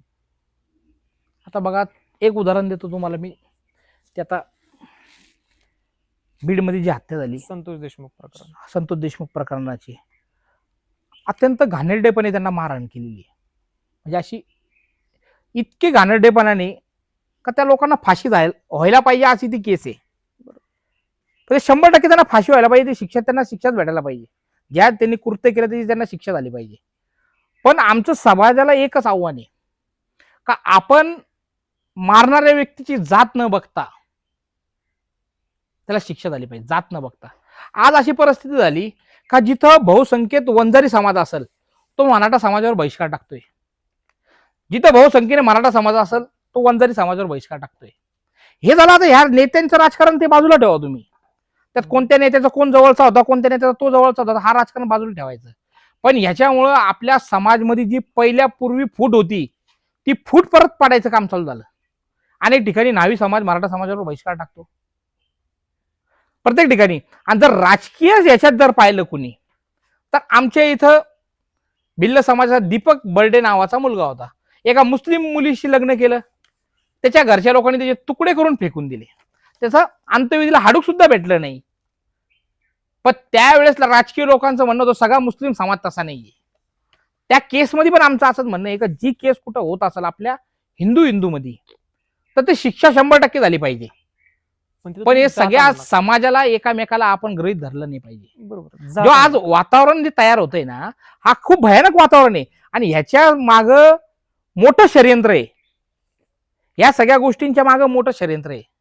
आज ती संतोष देशमुखांची मुलगी न्यायासाठी पूर्ण अधिकाऱ्यांकडे जा, त्यांचा भाऊ सगळीकडे फिरतोय बिचारा तो. त्याला लवकरात लवकर न्याय भेटला पाहिजे. पण समाजाची पण एक कर्तव्य आहे का त्यांनी आपल्या आपल्यामध्ये हा वाद घालू नये. तो त्याच्या पुरता वाद येतो, त्याला तिथपर्यंत सीमित ठेवायला पाहिजे. तर आता संग्राम बापूंचं तुम्ही उदाहरण दिलं. जर संग्राम बापू कीर्तनांमधून अफजल खानला काही मिनिटाचा छत्रपती शिवाजी महाराजांनी ठोकला असा शब्द वापरत असेल तर हिंदूला वाईट वाटायचं काय काम आहे त्याच्यात? हिंदूला काय, इथल्या मुसलमानालाही नाही वाटायला पाहिजे. बरोबर. शिवाजी महाराज जर आदर करत असेल त्यांना वाईट नाही वाटायला पाहिजे. ठोकला तर ठोकला ना, ठोकलाच आहे ना. पण त्या लोकांनी विरोध केला आणि त्याच्याहून तमाशे चालू झाले. आणि परवा दिवशी बाळासाहेब थोरातांनी मोर्चा काढला त्या विरोधात. ते नथुराम गोडसेंचं त्यांनी नाव घेतलं, महाराजांनी नाव घेतलं. अरे तुम्ही एखाद्याला आई बहिणी शिव्या देतात हे, आणि तो नथुराम गोडसे नाव घेतलं, एवढं तुम्हाला लागलं? त्या कीर्तनकार महाराजांना आज त्यांचं जर पाहिलं महाराजांनी तर पुऱ्या महाराष्ट्रभर धर्मजागृतीचं काम करता येते. कुठल्याही कीर्तनकारावर काही झालं तर तो महाराज पहिले येतो. ते इथं रामगिरी महाराजांचं प्रकरण झालं, अनेक ठिकाणी मोर्चे घ्यायला संग्राम बापू भंडारे होता, सो खर्चाने आला, कुठल्या सभेचे पैसे नाही घेतले. पण आज त्या महाराजावर घडतंय तर एकही त्यांच्याकडून बोलायला तयार नाही. आम्ही 30 तारखेला नगरमध्ये त्यांच्या समर्थनमध्ये मोर्चा ठेवलाय, बापूच्या समर्थनमध्ये. जसं ते लोकांसाठी धावून येतात ना, प्रत्येक माणसाचं, हिंदू लोकांचं आणि त्या कीर्तनकाराचं, वारकरी संप्रदायाचं कर्तव्य आहे का त्यांच्या मागे आपण उभं झालं पाहिजे. प्रत्येक नेत्यांचं, आता नेत्यांचं कुठलं नाव घेत असेल ते तर का घेतात? एखाद्या नेत्याने जर चांगलं काम केलं तर त्याचं 100% नाव घेतलं पाहिजे, तो काँग्रेसी का असाना. जर कुठला काँग्रेसचा माणूस हिंदू धर्मासाठी चांगलं काम करतात तर 100% त्याला चारीकडे त्याचं सांगायला पाहिजे हा माणूस चांगला आहे. कुठल्याही सभेचं माणसाचं कौतुक केलं पाहिजे. आज भैया, संग्राम भैया त्या विचाराचे, जो पक्ष आहे तो सेक्युलर पक्ष आहे ना, उघडपणे सांगतो आम्ही त्या विचाराचेच नाहीये, तरी सुद्धा त्यांना एवढ्या अडचणीत आहे. हा काम करताय ना, ते काम करते म्हणून समाज त्यांच्या मागे उभं झाला. त्यांना पण त्रास दिला गेला पक्षातूनच. हा मग होतच ना, त्यांना वेळोवेळी बोलवल्या गेलं, त्यांना हे काम आपलं नाही, हे आपण सेक्युलर आहे, तुम्ही याच्यावर बोलू नका, पण ते थांबत नाही ना. स्वतःच खच्चीकरण होतं असं अशा वेळी. हे बघा, त्यांना माझ्या मते तरी 100% खच्चीकरण होत असेल, पण त्यांनी आता धर्माच्या कार्यामध्ये वाहून घेतलंय. आता त्यांना फरक पडणार नाही. त्यांना जर पक्ष म्हणला का आता तुम्ही थांबून घ्या, आपला हा विचारच नाही पक्षाचा, तरी ते सुद्धा पक्षातून थांबतील, पण या कार्यातून थांबणार नाही असं मला वाटतं. असं कुठेतरी पाहायला मिळतं की त्यानंतर थोडस काम कमी झालं किंवा बाकीच्या गोष्टी. नाही, तुम्ही जे म्हणता ना, मला वाटतं तो मोर्चा पहिले त्यांनी अक्कलकोटला केला, जिथून त्यांना अजितदादांनी बोलवलं, त्यांनी काहीतरी शब्द वापरले, त्यांना अजितदादांनी बोलवलं. त्यानंतर यवतला मोर्चाला होते ते, यवतला गेले. त्याच्यानंतर आम्ही आता सूर्य मंदिरचं केलं, राजापूर याच्यात सिंधुदुर्गमध्ये जाऊन केलं ना आम्ही मोर्चा. थांबले बिमले काही नाही, जशी समस्या समोर येते तिकडे जाऊन हजर होत आहे. मुस्लिम बहुल भाग जे आहेत तिथं हिंदूंना काय त्रास होतो याची काही कल्पना आहे का? कल्पना म्हणजे आता बघा, कुठल्याही जिथं 100 घरं हिंदूंचे आणि 2 घर मुस्लिमचे, तिथं ते 2 घर मुस्लिमचे सुरक्षित आहे. माझा प्रश्नच तो होता खरं तर मुळात, पण मी हो. थोडासा फिरून विचारला, हा. त्याच्या मागची कारणही ती होती. जिथं 98 घरं हिंदूचे, 2 घर मुसलमानचे, तिथं मुसलमान सुरक्षित आहे. पर जिथं 60% मुस्लिम आणि 40% हिंदू आहे तिथेही सुरक्षित नाहीये. काय कारण आहे? तुम्ही तिथं आल्यानंतर आता जेवढे भोंगे वाचताय, सुप्रीम कोर्टचे गाईडलाईन ऑर्डर आहे, हायकोर्टची ऑर्डर आहे का भोंगे काढा. सरकारमध्ये फडणवीस साहेबांनी विधान आता अधिवेशनात काय सांगितलं का ज्या ज्या ठिकाणी भोंगे वाजत असतील त्या ठिकाणच्या अधिकाऱ्यांवर तुम्ही तक्रार केल्यानंतर अधिकाऱ्यांवर कारवाई करू, अधिकाऱ्यांवर कारवाई करू.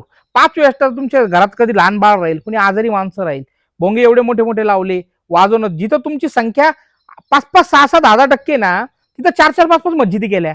चारीकून आवाज आवाज आवाज, हिंदू वैतागतो. गायचे मटणं खायची, तुमच्या घरासमोर हाडकं फेकायचे, तुमच्या मुली आले त्यांना छेडखानी करायची. मग हिंदू काय त्रस्त होतो आणि पळून जातो ना. आज पुऱ्या भारतामध्ये 800 जिल्ह्यापैकी 200 जिल्ह्यामध्ये हिंदू अल्पसंख्याक झाला, माहिती का आपल्याला? 800 जिल्ह्यापैकी 200 जिल्ह्यामध्ये अल्पसंख्याक झाला. 6000 तालुक्यामध्ये 1500 तालुक्यामध्ये हिंदू अल्पसंख्याक झाला, संपला. उदाहरणार्थ पाहायचंय आपल्या इथं पाहायचं मालेगाव, लांब नाही जायचं, मुंब्रा पाहायचा, गोवंडी, भेवंडी, असे सगळे उदाहरण आहे. संपत चाललंय हिंदू. आणि ह्याचं कारण आहे ते येतात 2-4 जण येतात, मेरा चाचा का मेरे खाला का, आणि अशा धरून आणतात. आणि जी लोकसंख्या वाढत हिंदू गायब होऊन जातो, पुरा पळून जातो हिंदू घर विकून. यामागे कोणत्या संघटना कामा करतात अशा वेळी? अहो हे काय इंटरनॅशनल याच्यात संघटना काम करतात. आता काही इथल्या लोक काय पैसा पुरत नाही, इंटरनॅशनल लेवलला हे कार्य चालतात पूर्ण. काही नावं आहेत? आता जाकीर नाईक पहिले फंडिंग करायचा, जाकीर नाईक फरार झाला. सईद हाफिज फंडिंग करायचा. आता काय झालं, आता मोदी सरकारने जो प्रेशर वाढवलाय, विदेशी फंडिंग जी बंद झाली, त्याच्यामुळे हे सगळं थांबलंय. पण जे यांच्यात जो किडा आहे तो किडा अजून यांचा निघलेला नाहीये. जरी तिकडून फंडिंग येत नसेल तर इथल्या इथे चालूच आहे ना खेळ सगळा. यांचे धर्मगुरू जे आहेत ते काही धर्मगुरू तर त्यांचे सगळे उघडपणे सांगतात ना. आता बापूंचं जर तुम्ही पाहिलं ते आता वक्तव्याचं का ते राजकीय लोकांचं नाव घेतात, बरोबर? ठीक आहे, तुम्ही सगळा हिंदू पण त्यांना चुकीचं ठरवतोय का बापू तुमचं हे काम नाहीये, तुम्ही कीर्तनकार आहे, तुम्ही हे राजकीय बोल नका, हे बोल नका, बरोबर 100%. पण राजकारणामध्ये आज म्हणजे आपला देश कशाने चालतो, संविधानाने. तिथं राजा आपला हिंदुत्ववादी असेल तेव्हाच आपले काम होणार आहे. म्हणजे मोदी साहेब तो हिंदुत्ववादी माणूस आहे, आपला राजा हिंदुत्ववादी पाहिजे. आणि त्या हिंदुत्ववादीसाठी आपलं बोलणं कर्तव्य आहे. कारण तिथं राजा हिंदुत्ववादी बसेल तेव्हा हे कायदे रद्द होतील. मुसलमानचे मोठे मोठे मौलवी मौलाना लोकांनी लोकसभेच्या इलेक्शन मध्ये काँग्रेसचं नाव घेऊन सांगितलं का मतदान काँग्रेसला करा. म्हणजे मौलवी लोकांना अधिकार आहे बोलायचा. तिथं हिंदूला तिथं दिसत नाही ते बोलायला, का ते मौलवी कशाला बोलला, तू जाय तिथं 5 टाइम वर तुझे ढुंगणं वर कर, नमाज पड. तिथे हिंदूला कळत नाही का त्याला पण सांगायला? एखादा हिंदू जर कीर्तनकार बोलत असेल, जर हिंदू नेत्यांची बाजू घेत असेल तर आपल्यालाच वाईट वाटतं. ते उघडपणे सांगत असेल तर आम्ही स्वतः लोकसभेच्या टायमाला फिरत होतो आणि जेवढे आपले साधू संत मंत लोक नसतील त्यांना जाऊन जाऊन भेटून सांगितलं का जर मुसलमान मौलवी सांगत असतील का काँग्रेसला मतदान करा, तुम्ही उघडपणे सांगा बीजेपीला मतदान करा. जर तुम्ही राजकारण मध्ये आणत असाल तर आपण आणायलाच पाहिजे, त्याच्यात गेलं पाहिजे. जर आपली धर्म संस्कृती वाचवायची असेल तर तिथे राजा आपल्याला हिंदू पाहिजे.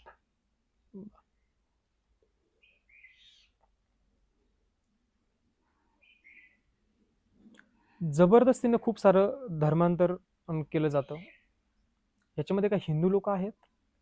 मग हिंदू आहे ना, जे ख्रिश्चन होत आहे ते कुठं त्यांचे आई बापा अमेरिकेहून कुठं लंडनवरून आले, इथले साले ते आपले लोकांचे धर्मांतर होत आहे ना. आज काय केलंय, आम्ही मागं कोपरगाव मध्ये एक गाव आहे, त्या गावामध्ये गेलतो तर आदिवासी समाजाची 300 लोकांची वस्ती होती. त्यामध्ये सरपंच सोडला का सगळे लोक ख्रिश्चन झाले. तो एकटाच उरला होता, एकटा घर फक्त त्याचा परिवार, बाकी सगळे ख्रिश्चन झाले. मग त्याच्याकडे आम्ही बसलो, त्याला चर्चा केली का भाऊ एक काय कारण आहे.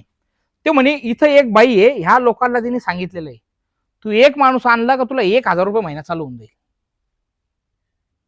1000 रुपये एक माणूस आणायचा, धर्मांतरित करायचा, तुला 1000 रुपये आम्ही देऊ. ती बाई पण चाली, ती हाडळीनच होती. ती जशी आपल्याकडे मदर टेरेसा पाठवली होती ना हाडळीन, तशी ती होती. तर तिला पाठवल्यानंतर तिने 300 लोक फार बाटून टाकले. 300 लोक तिथं धर्मांतरित झाले, ख्रिश्चन झाले. यांना कसलं आम्ही दाखवलं जातं? आम्हीच म्हणजे आता काय आदिवासी समाज आहे, काही योजना माहित नाही राहत, काहीच माहित राहत नाही यांना. तुम्ही आता देव तुझं आता त्याच्या परिस्थितीवर यायचं का तुझं घर बघ, देव काय करणार आहे. पण प्रभू येशूकडे जर प्रार्थना केली, आता मला जर 300 लोक मी धर्मांतरित केले, 3 लाख रुपये महिना चालू होतो ना, 3 लाख रुपये महिना मला चालू झाला, मला पाहून तर ते असं दिसेल ना कारण 3 लाख रुपये महिना झाला येशूमुळे चालू झाला. याला 3 लाख महिन्याचं येतं माहित नाही, पण याला येशूमुळे याची तर प्रगती व्हायला लागली. त्याची प्रगती पाहून ह्याला काय वाटतं मी पण प्रार्थना केली पाहिजे आणि काहीच नाही करायचं, फक्त चर्चला जायचंय, फक्त चर्चला जायचं. चर्चला जाता जाता जाता जाता कधी तो ख्रिश्चन होऊन जातो त्याला सुद्धा कळत नाही ना. कारण ही प्रथा पाडलेली कशी आहे. मदर टेरेसा आली, सामाजिक कार्य त्याचं एक सांगायचं. आज त्याला भारतरत्न पुरस्कार आहे, नोबेल पुरस्कार आहे तिला. तिचं सामाजिक कार्य मला एक दाखवायचं. तिने सामाजिक कार्य काय, हॉस्पिटल उभारले कुणाच्या निधीवर, भारत सरकारच्या निधीवर उभारले ना, तिच्या पैशाने उभारले का. आणि जे हॉस्पिटल उभारले, आता तुमच्याकडे जास्त नाही जायचं, आमच्याकडे यायचं जर्मनी हॉस्पिटल. फक्त जेवढे हॉस्पिटल उभारले त्या हॉस्पिटलमधून लोकांचं धर्मांतरच झालं. मोठ्या प्रमाणात मदर टेरेसांनी या भारतामध्ये धर्मांतराचं काम केलं आणि तिला नोबेल पुरस्कार, भारतरत्न दिलंय. याचा तुम्ही जाहीर विरोध करता? 100% प्रत्येक भागण्यापासून आढळून सांगतो मी तिला. दुसरा विषय असा आहे की जबरदस्तीनं धर्मांतरण जे होतंय ते थांबण्यासाठी काय केलं पाहिजे, किंवा आज तुम्ही असेल किंवा ही तुमची काही जी एक टीम आहे, गोपीचंद पडळकरांनी पण मध्यंतरी खूप सारा विषय लावून धरला होता, त्यांच्यावरती मला वाटतं गुन्हे पण खूप सारे दाखल झाले, त्यांच्या विरोधामध्ये मोर्चा देखील काढले गेले. तर त्या पद्धतीनं कशा पद्धतीने तुम्ही काम करणार आहात किंवा करता आलात? आणि ह्याच्यासाठी आपण फक्त मागणी करू शकतो. एक काम करणारं सरकार आहे. आतापर्यंत इतिहासामध्ये म्हणजे इतिहासामध्ये आतापर्यंत महाराष्ट्राच्या पश्चिम महाराष्ट्रामध्ये 112 मोर्चे फक्त कशासाठी काढले माहितीये का? धर्मांतरावर कायदा करा, लव जिहादवर कायदा करा, गो हत्या कायदा कडक करा आणि वक्फ बोर्ड कायदा रद्द करा, याच्यासाठी 108 मोर्चे या महाराष्ट्रात झाले. आणि मागणी इथून झाली. जेव्हा मागणी इथून सुरू झाली ना, तेव्हा युपी मध्ये कायदा झाला. मागणी महाराष्ट्रामधून झाली आणि कायदा युपीत झाला. पण महाराष्ट्रामध्ये झाला नाही, मागणी इथून झाली, मग एमपी मध्ये झाला, आसाम मध्ये झाला, कर्नाटक मध्ये झाला, पण महाराष्ट्रात कायदा नाही झाला. का नाही झाला? काय नाही झाला? कमी पडतंय ना. आहे सगळं. बोलणारे लोक 288 पैकी 5 ते 10% लोक मुस्लिम असतील, 5% असतील मुसलमान लोक त्या विधानसभेमध्ये असतील 288 मधले. बाकी सगळे बसणारे तिथे हिंदू आहे. पण या सगळ्या हिंदूचं काय म्हणते मागणी करायची. प्रत्येकाची इथं 2-5% मत आहे, त्याच्या लाचारीमध्ये कोणी बोलत नाही. 2-4-5 आमदार आहे, ते बोलतात म्हणून आता महाराष्ट्रभरून त्यांना किती टार्गेट केलं जातंय. तुम्ही मगाशी मदरसा बद्दलचा विषय काढला होता, हो. काढून टाकले पाहिजे किंवा बाकीचं, त्याच्यामध्ये कुठले असे विचार शिकवले जातात की ज्यामुळे खूप सारा बदल होऊ शकतो किंवा झालाय, होत आहे? आता तुम्ही बघा, सोशल मीडियावर तुम्ही बघत असतात, किती ठिकाणी मदरशामध्ये शिकलेल्या माणसाला विचारतात आपल्या देशाचा राष्ट्रपती कोण, माहित नाही. पंतप्रधान कोण, माहित नाही. अरे जेव्हा राष्ट्रपती पंतप्रधान तुम्हाला माहिती नाही, तर मदरशामध्ये अभ्यास काय घेतात?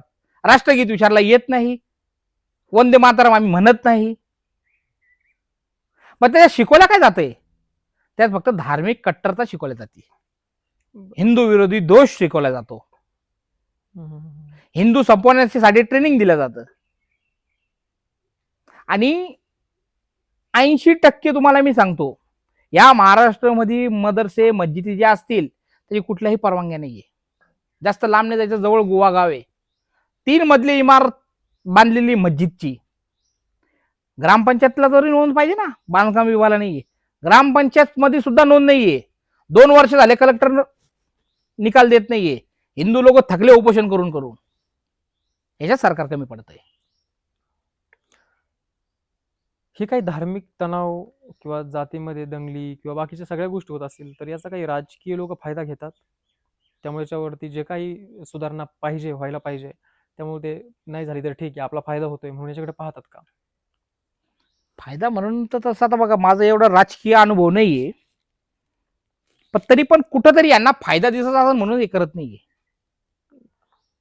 या त्यांची काय स्ट्रॅटर्जी असेल, ते राजकीय स्ट्रॅटर्जी, दंगल झाली पाहिजे, हे झालं पाहिजे, ते झालं पाहिजे, त्याचा माझा अभ्यास नाही जास्त. पण हे थांबवण्यासाठी हे का थांबवत नाहीये, ह्यात त्यांचा फायदा असत म्हणून थांबवत नसतील. जिहाद संकल्पना जी आहे त्याचा चुकीचा वापर कसा केला होतो, किंवा मुळात जिहाद नावच चुकीचं आहे ना. जिहाद करणं म्हणजे चुकीचं आहे. एखाद्या मुलीला तुम्ही जर फसून जर धर्मांतरित करत असाल तर कितपर्यंत चांगलं आहे? पण जर तुम्ही धर्मांतरित केलं, तुम्ही एखाद्या मुलीला आज काय केलंय, एखाद्या मुलीला तुम्ही किती खोटं बोलले, काही केलं, तुम्ही हिंदू म्हणून तिला पहिले प्रेमाच्या जाळ्यात फसवायचं, पहिले हिंदू म्हणून तिच्या समोर जायचं, नंतर तुम्ही मुसलमान आहे तिला दाखवायचं. पण जेव्हा तुम्ही तिला सांगता मी मुसलमान आहे, त्यावर ती पूर्ण संपेल असती, ती पूर्ण संपलेली राहते तोपर्यंत. आणि जेव्हा तिला कळतं का हा मुसलमान आहे, आता पर्याय काय राहतो मग? तिचे व्हिडिओ याच्याकडे असतात, सगळ्या गोष्टी याच्याकडे राहतात. म्हणजे पण ती जेव्हा तक्रार करायला जाते का माझं फसवणूक झाली, माझं यांनी फसून धर्मांतरित केलं, पण त्याच्यासाठी संविधानामध्ये धर्मांतरित कायदाच नाही, सोडून जाता ना. आपल्याकडे आपण कायदा नाही जागरूक ना. राहिलं पाहिजे. हा जग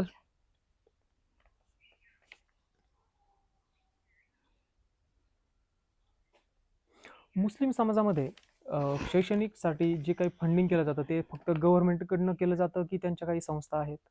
कसल्या संस्था व्यवस्था 62 लाख एकर जमीन जी वक्फ बोर्डच्या ताब्यात आहे त्याच्यामध्ये अनेक मदरसे उर्दू स्कूल उभे आहेत. त्यासाठी सरकार त्यांना फंड देतो चालवण्यासाठी. आता सध्या मोदी सरकार फंड देतं. फंड देतो ना. मोदी सरकार द्यायचं कारण काय, काँग्रेसच्या काळात कायदे केलेले आहे ते. म्हणजे आज जरी मोदी सरकारवर कोणी बोलत असेल आपण बोलत असेल तर मोदी सरकार जे देते ते कायदे करून ठेवलेले ना. आता कायद्याच्या बाहेर जाऊन ते करता येत नाही. खूप साऱ्या कायद्यांमध्ये बदल होतो केला जातो, तर अशा काही कायद्यांमध्ये बदल होत नाही का? काय वाटतं? हिंदू मागणी करत नाहीये. मागणी करण्यापेक्षा हिंदूला कळतच नाहीये असे काही कायदे. हिंदूंनी मोठ्या संख्येने ह्या कायद्यांबद्दल मागणी केली पाहिजे का हे रद्द करा. आणि ते फक्त क्रांती आपल्या महाराष्ट्रातून सुरू झाली हो. आणि इथून सुरू झाली ना. इथून जे आपण निवडून पाठवलेले तिथं माणसं आहेत का, खासदार पाठवले, आमदार पाठवले, जे खासदार दिल्लीला गेले त्या लोकांचं कर्तव्य आहे का तिथं जाऊन यांनी मांडायला पाहिजे सगळ्या गोष्टी हो. का देश संविधानिक पद्धतीने चालतो ना. पण हे कायदे काढण्यासाठी संविधान पद्धतीने ते कायदे काढावं लागल. इथल्या खासदाराला ते घेऊन सगळं हे असे कायदे आपल्या धर्मविरोधी कायदे हे रद्द करा. कुणीतरी जाऊन तिथे हिंमत केली पाहिजे, त्या संसदमध्ये जाऊन ते मांडायला पाहिजे. मांडायची हिंमतच कोणी करत नाहीये. म्हणजे आमचं राजकीय याच्यात यायचं कारणच हे होतं का आपण जे बोलतोय ते आज मी बोलतोय ते काही आता आज इकडे केला उद्या राजापूरला केला तर ते पाहिजे तसं त्याला मीडिया पण दाखवत नाही. कुठल्या संविधानिक पदावर नाही ना आपण. मीडिया पाहिजे तेवढं 2 शब्द दाखवले तेवढं कट होतो. पण तोच मी पदावर असून बोललो असतो तर ते माझं पूर्ण भाषण दाखवलं असतं का माझं म्हणणं काय आहे. आणि ते ऐकल्यानंतर जे 288 आमदार आहे त्याच्यापैकी काही हिंदुत्ववादी आमदार आहे आणि जे हिंदुत्वाचं काम नाही करत त्यांना सुद्धा कायदे मला वाटतं माहित नसतील. पण त्यांनाही माहित झालं असतं का असे कायदे आपल्या महाराष्ट्रामध्ये लागू झालेले आहे, भारतामध्ये लागू झालेले आहे. तुम्ही सध्या राजकारणामध्ये प्रवेश करताय, तुम्ही एक अपक्ष निवडणूक लढवली, पण आता तुम्ही शिवसेनेबरोबरती काम करताय, शिंदे साहेबांबरोबरती काम करताय. तर एक माझा प्रश्न असा आहे की येणाऱ्या निवडणुका ज्या आहेत, नगरपालिकेच्या असतील किंवा बाकी श्रीरामपूरचं असेल, इथलं काय विजन घेऊन तुम्ही उतरताय किंवा उतरणार आहात का, हा मुळात प्रश्न आहे.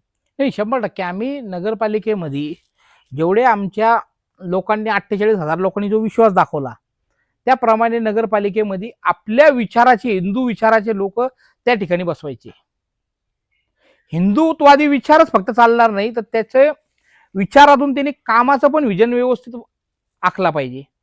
जो माणूस आपण तिथं बसवतोय, जो जनतेने आपल्यावर विश्वास केला तो पूर्णपणे त्यांचा पूर्ण करता आला पाहिजे. जर आता श्रीरामपूर एवढा मोठा आपल्या नगर जिल्ह्यामध्ये सगळ्यात मोठा तालुका आहे, पण आज विकासाच्या बाबतीत मला वाटतं सगळ्यात मागे आम्ही श्रीरामपूर आहे आमचा.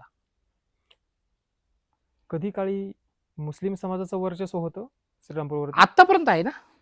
आत्ताही आहे. आत्ता फक्त थोडं कॉन्ट्रॅक्टच्या पद्धतीत म्हणजे ज्या काही 9 नगरसेवक मला वाटतं मुसलमान आहे, पण जे कॉन्ट्रॅक्टचा जो सिस्टम होता, जेवढे रस्त्याचे कामं असतील, गटरीचे कामं असतील, नगरपालिकेच्या हद्दीमध्ये जेवढे कामं असतील सर्वात जास्त कामं त्यांना भेटायची. आणि कामं भेटल्यानंतर कामं पुरं निकृष्ट दर्जाचे. म्हणजे काम असं करायचं का आज काम केलेलं हा 1 वर्षापर्यंत पूर्ण खराब झाला पाहिजे, पुढच्या वर्षी परत मला कॉन्ट्रॅक्ट द्यायचा, मला टेंडर द्यायचं, परत मी करणार, 5 वर्ष हाच खेळ चालून द्यायचा.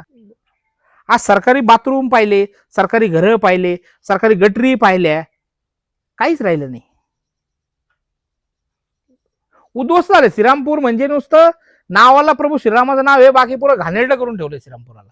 याच्या सुधारणेसाठी काही प्रयत्न म्हणजे पहिल्यापासून काय होतं, काही लोकांनी काय केलेलं होतं माहिती का, माझ्या समाजाचं एवढा मतदान आणि मुस्लिम मतदान एवढं, ह्या भरोश्यावर निवडणूक लढायचे आणि लोकही भावनिक होऊन माझ्या जातीचा माणूस उभा आहे म्हणून त्याला मतदान करायचे. आता ते आपण ते सगळा सिस्टमच बदलून टाकला. आता लोक जात पाहत नाही, हो माझ्या जातीचा तो माझ्या जातीचा, तसं नाही.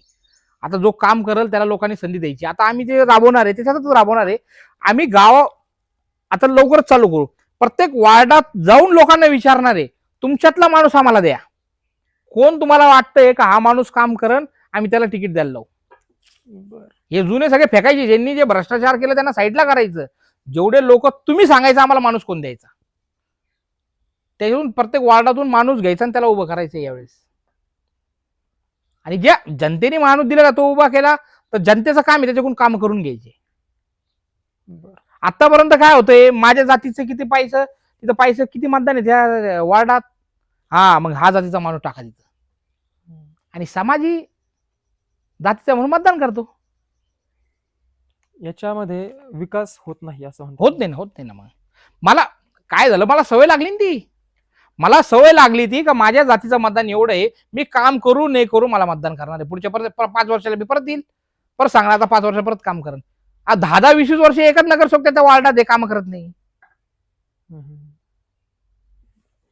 आता सध्या सिस्टम कशी राबवली आहे, कारण तुम्ही हिंदुत्वाचं काम करताय, तर श्रीरामपूरची मग परिस्थिती जर पाहिली तर कशा पद्धतीने असणार आहे? कारण वेगवेगळे पक्ष आहेत, तुम्ही प्रॉपर हिंदुत्वाचं काम करताय, मग ते मिळून येईल का, किंवा कशा पद्धतीने मिळवलंय? नाही, त्यासाठी तर आपण शिवसेनेत गेलो ना. शिवसेना म्हणजे बाळासाहेब ठाकरेंची शिवसेना आहे. बाळासाहेब ठाकरेची शिवसेना म्हणजे ते हिंदुत्व, म्हणजे तर अख्खा महाराष्ट्र छत्रपती शिवाजी महाराजांनंतर बाळासाहेब ठाकरेकडून हिंदुत्व शिकलं. त्यात काही बदलच होणार नाही, ते हिंदुत्ववादी लोकच तिथे द्यायचे. पण काय झालं आतापर्यंत तिथं शिवसेनेचं, म्हणजे मी जेव्हापासून पाहतोय मला आठवतंय, तिथं जेव्हापासून नगरपालिका चालू झाली शिवसेनेचा माणूस तिथं उभा झाला का त्याचा डिपॉझिट जप्त होतो. पूर्वीपासून लोक असे घेऊन ठेवले होते का काँग्रेस सांगायची का कोणता माणूस तुला कोणत्या वार्डात द्यायचा आहे. काँग्रेसचे माणसं सांगायचे तुला हा माणूस द्यायचा आहे. का द्यायचा आहे का तिथं कोणतरी चांगला एखादा उमेदवार असेल का त्याचे मतं कसे कट करून तुला मतं पडतील आणि आमचे राष्ट्रवादीचे काँग्रेसचे माणसं निवडून येतील, अशा पद्धतीने लोक दिले जायचे पूर्वी. आणि ते फार मागच्या वर्षापर्यंत चाललं होतं. मागची जी निवडणूक झाली 2016ला तर तिथपर्यंत चालू होतं. आता पुऱ्या महाराष्ट्रभर बीजेपीची हवा होती, सगळीकडे सरकार येतं, मोठ्या प्रमाणात नगरसेवक नगराध्यक्ष होते. आमच्या श्रीरामपूरला उमेदवार सुद्धा दिला नाही, बीजेपीचा उमेदवारही नव्हता. कारण हेच ना का पूर्वीपासून ह्या सगळ्या खालच्या लेवलला पक्षांना काँग्रेस चालवत होतं का त्यांनी जातीचं वोट बँक तेवढं धरून ठेवलं होतं. एकीकडे मुसलमान, दुसरं जातीचं वोट बँक होतं पक्क. आणि जी दहशत अशी केलेली होती का कुणी माणूस आला का काँग्रेस शिवाय पर्याय नाही असं वाटायचं. म्हणजे पूर्वी जो त्यांचा मताचा आकडा होता 93,000, 1 लाखाचे वर मतं पडायचे, यावेळेस 61,000 वर आणलं ना आपण. जात आयुष्यात ठेवला नाही. सध्या राहुल गांधी फिरतायत वोट चोरीच्या बाबतीत. आता तुम्ही त्याच्यात पण बघा, वोट चोरीचे जे सांगताय ठीक आहे, तो खूप नॅशनल मुद्दा आहे, तरी तुम्हाला सांगतो का एवढ्या दिवसापासून आपण बांगलादेशी घुसपेटीचे जे सांगतोय 5 कोटी, जसं असं ते सर्वे येतोय 5 कोटी बांगलादेशी आपल्या भारतामध्ये आलेले. त्यांनी जेवढी लिस्ट दाखवली ती लिस्ट मध्ये एक मुसलमानचं नाव दिसलं का तुम्हाला? आणि मी तुम्हाला आधार कार्ड देतो, इथं 14-14 वर्षाच्या मुलींनी मतदान केलंय, 16-16 वर्षाच्या मुलींनी, मुसलमान मुलींनी बुरका घालून मतदान केलंय. आणि इथल्या तहसीलनी, श्रीरामपूर तहसीलनी त्या सगळ्या गोष्टीमध्ये फक्त तिचा मतदान कार्ड, आधार कार्ड रद्द केलंय, कारवाई नाही केली. इथं झालंय श्रीरामपूरमध्ये. राहुल गांधींनी एक नाव दाखवलं का? फक्त हिंदूला कसं बदनाम केलंय, डबल टिबल नाव. युपी मधलं एका महाराजांचं त्यांनी उदाहरण दिलं का ते एक मुलगा 28 वर्षाचा आणि दुसरा मुलगा 75 वर्षाचा कसा असू शकतो. 20-25 नावं एकाच, त्या 17 का 20-22 नावं आहे वाटतं, एकाच घरात कसं आहे बा एवढं इतकी मुलं कसं आहे. तर तिथला तो महाराज आहे, त्या महाराजाला लोकांनी, तिथल्या लोकांनी वडिलांच्या जागी त्या महाराजांचं नाव लावलंय. ते रीस सर नगरपालिकेतून तिथले जे काही मतदान वोटर तहसील असेल तिथून रीस सर नाव लावलंय, ती लिस्ट सुद्धा त्यांनी दाखवली. पण समाज इतका भ्रमित आहे, वोट चोरी झालं, वोट चोरी झालं. मागे यांनी संविधानचा मुद्दा आणला, संविधान बदलणार आहे, संपला. आता वोट चोरी झालं. लोकसभेला तुम्हाला भरभराटून मतदान भेटलं, रती महारथी लोक पडले त्याच्यात, महायुतीचे असन बीजेपीचे असतील, तर वोट चोरी नाही झालं. विधानसभेमध्ये महाराष्ट्रात काय भरभराटातून हिंदूंनी मतदान केलं, पण हा मतदान काय वोट चोरी नाहीये, हा जिहाद मुक्त मतदान होता. म्हणजे लोकसभेला जेव्हा मुसलमान लोक रस्त्यावर येऊन हिरवा गुलाल उधळत होते, पाकिस्तानचे झेंडेची मिरवणूक काढत होते ना, ते पाहून समाज चिडला, मताची टक्केवारी वाढली. इतिहासात कधी नाही झालं. 72% मतदान आपल्या श्रीरामपूरमध्ये केलं, 75%च्या आसपास नेवाशामध्ये मतदान केलं हिंदूंनी. म्हणजे तो मतदानची टक्केवारी झाली तेवढी, आणि 53% 52% मुसलमानांनी मतदान केलं. ते निघले नाही, पण हिंदू निघला यावेळेस, मत करायला हिंदू निघला, बरोबर. आणि त्याला वोट चोरी म्हणायला लागले. तुम्ही एक 9 वर्ष जेलमध्ये राहिलात. त्यानंतर तुम्ही जो काही प्रवास आहे जर पाहिला तर नंतर तुम्ही राजकारण, समाजकारण, हिंदुत्वाचं कार्य, राजकारण तुम्ही आत्ता आलात, पण हिंदुत्वाचं कार्य, त्यानंतर आता राजकारणामध्ये असा सगळा काही प्रवास पाहता, असा एक 7वी शिकलेला व्यक्ती एवढं काही करू शकेल किंवा महाराष्ट्रभर पोहोचू शकेल असं कधी स्वतःच्या मनाला वाटलं होतं का, किंवा आता त्याच्यावरती विश्वास बसतोय का? नाही, ते तर विश्वास बसत नाही आणि मी इथपर्यंत जाईल. पण ह्याच्यात नक्की एक असं आहे का, ह्याच्यात ताकद हिंदुत्वाची आहे. जर मी हे काम केलं नसतं तर मी एक कुठला तरी गुंड म्हणून एका कोपऱ्यात कुठल्या तरी जेलमध्ये अजून असतो, जर मी या कार्यात नसतो तर. आज समाजाने मला, मी ज्या क्षेत्रात होतो ते क्षेत्र बाजूला करून मला एक हिंदुत्ववादी म्हणून एक नाव दिलंय. मला एका महिन्यामध्ये 2 धर्मरक्षक पुरस्कार भेटले. एका महिन्यात 2 धर्मरक्षक पुरस्कार दिले.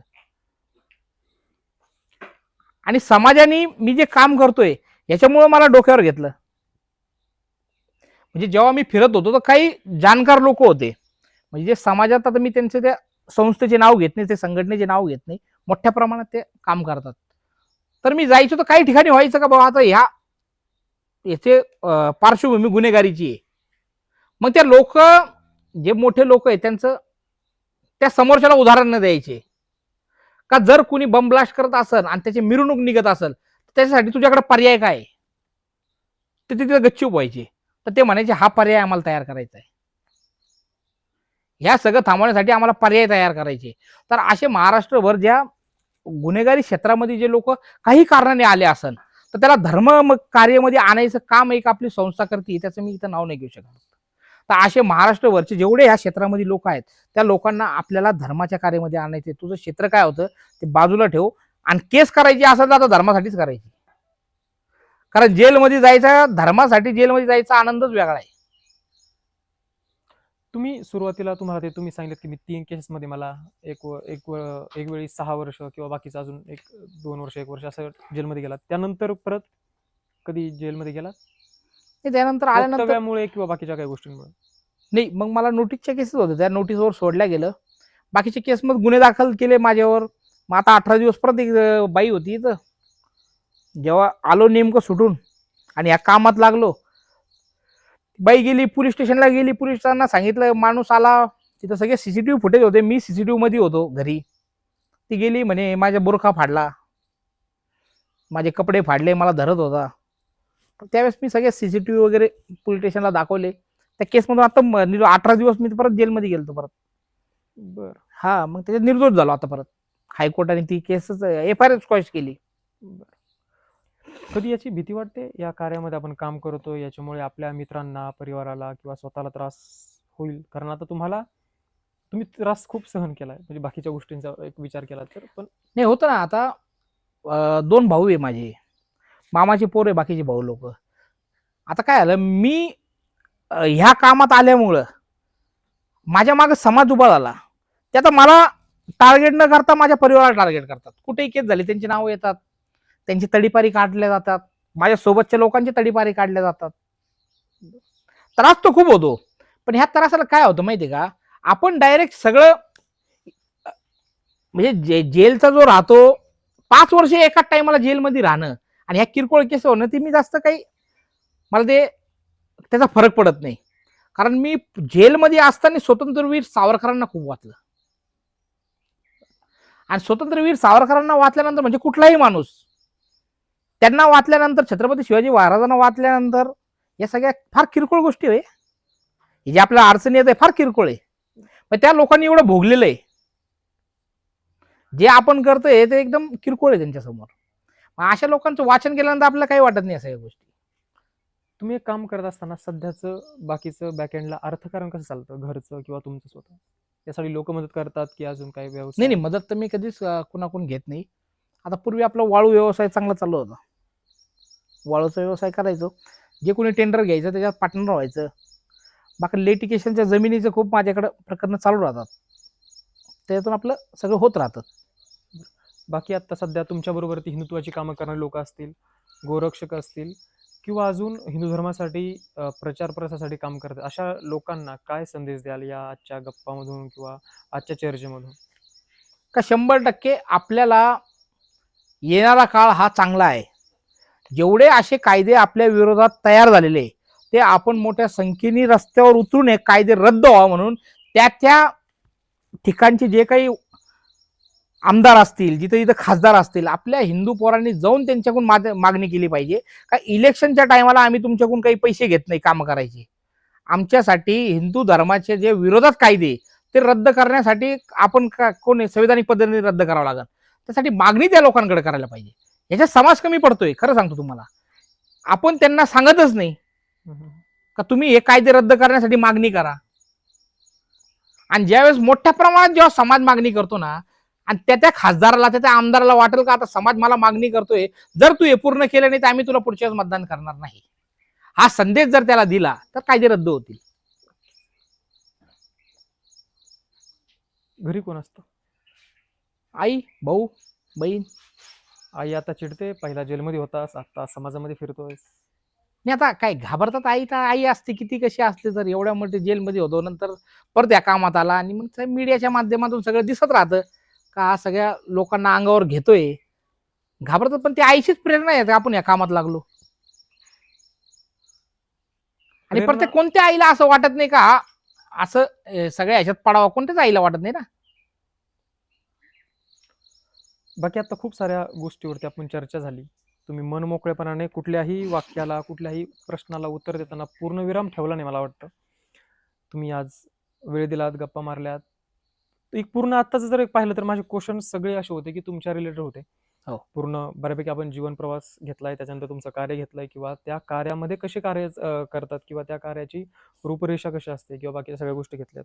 तुम्ही आलात, वेळ दिलात, त्याबद्दल मी आमच्या चॅनलकडनं खूप खूप धन्यवाद. जय श्रीराम.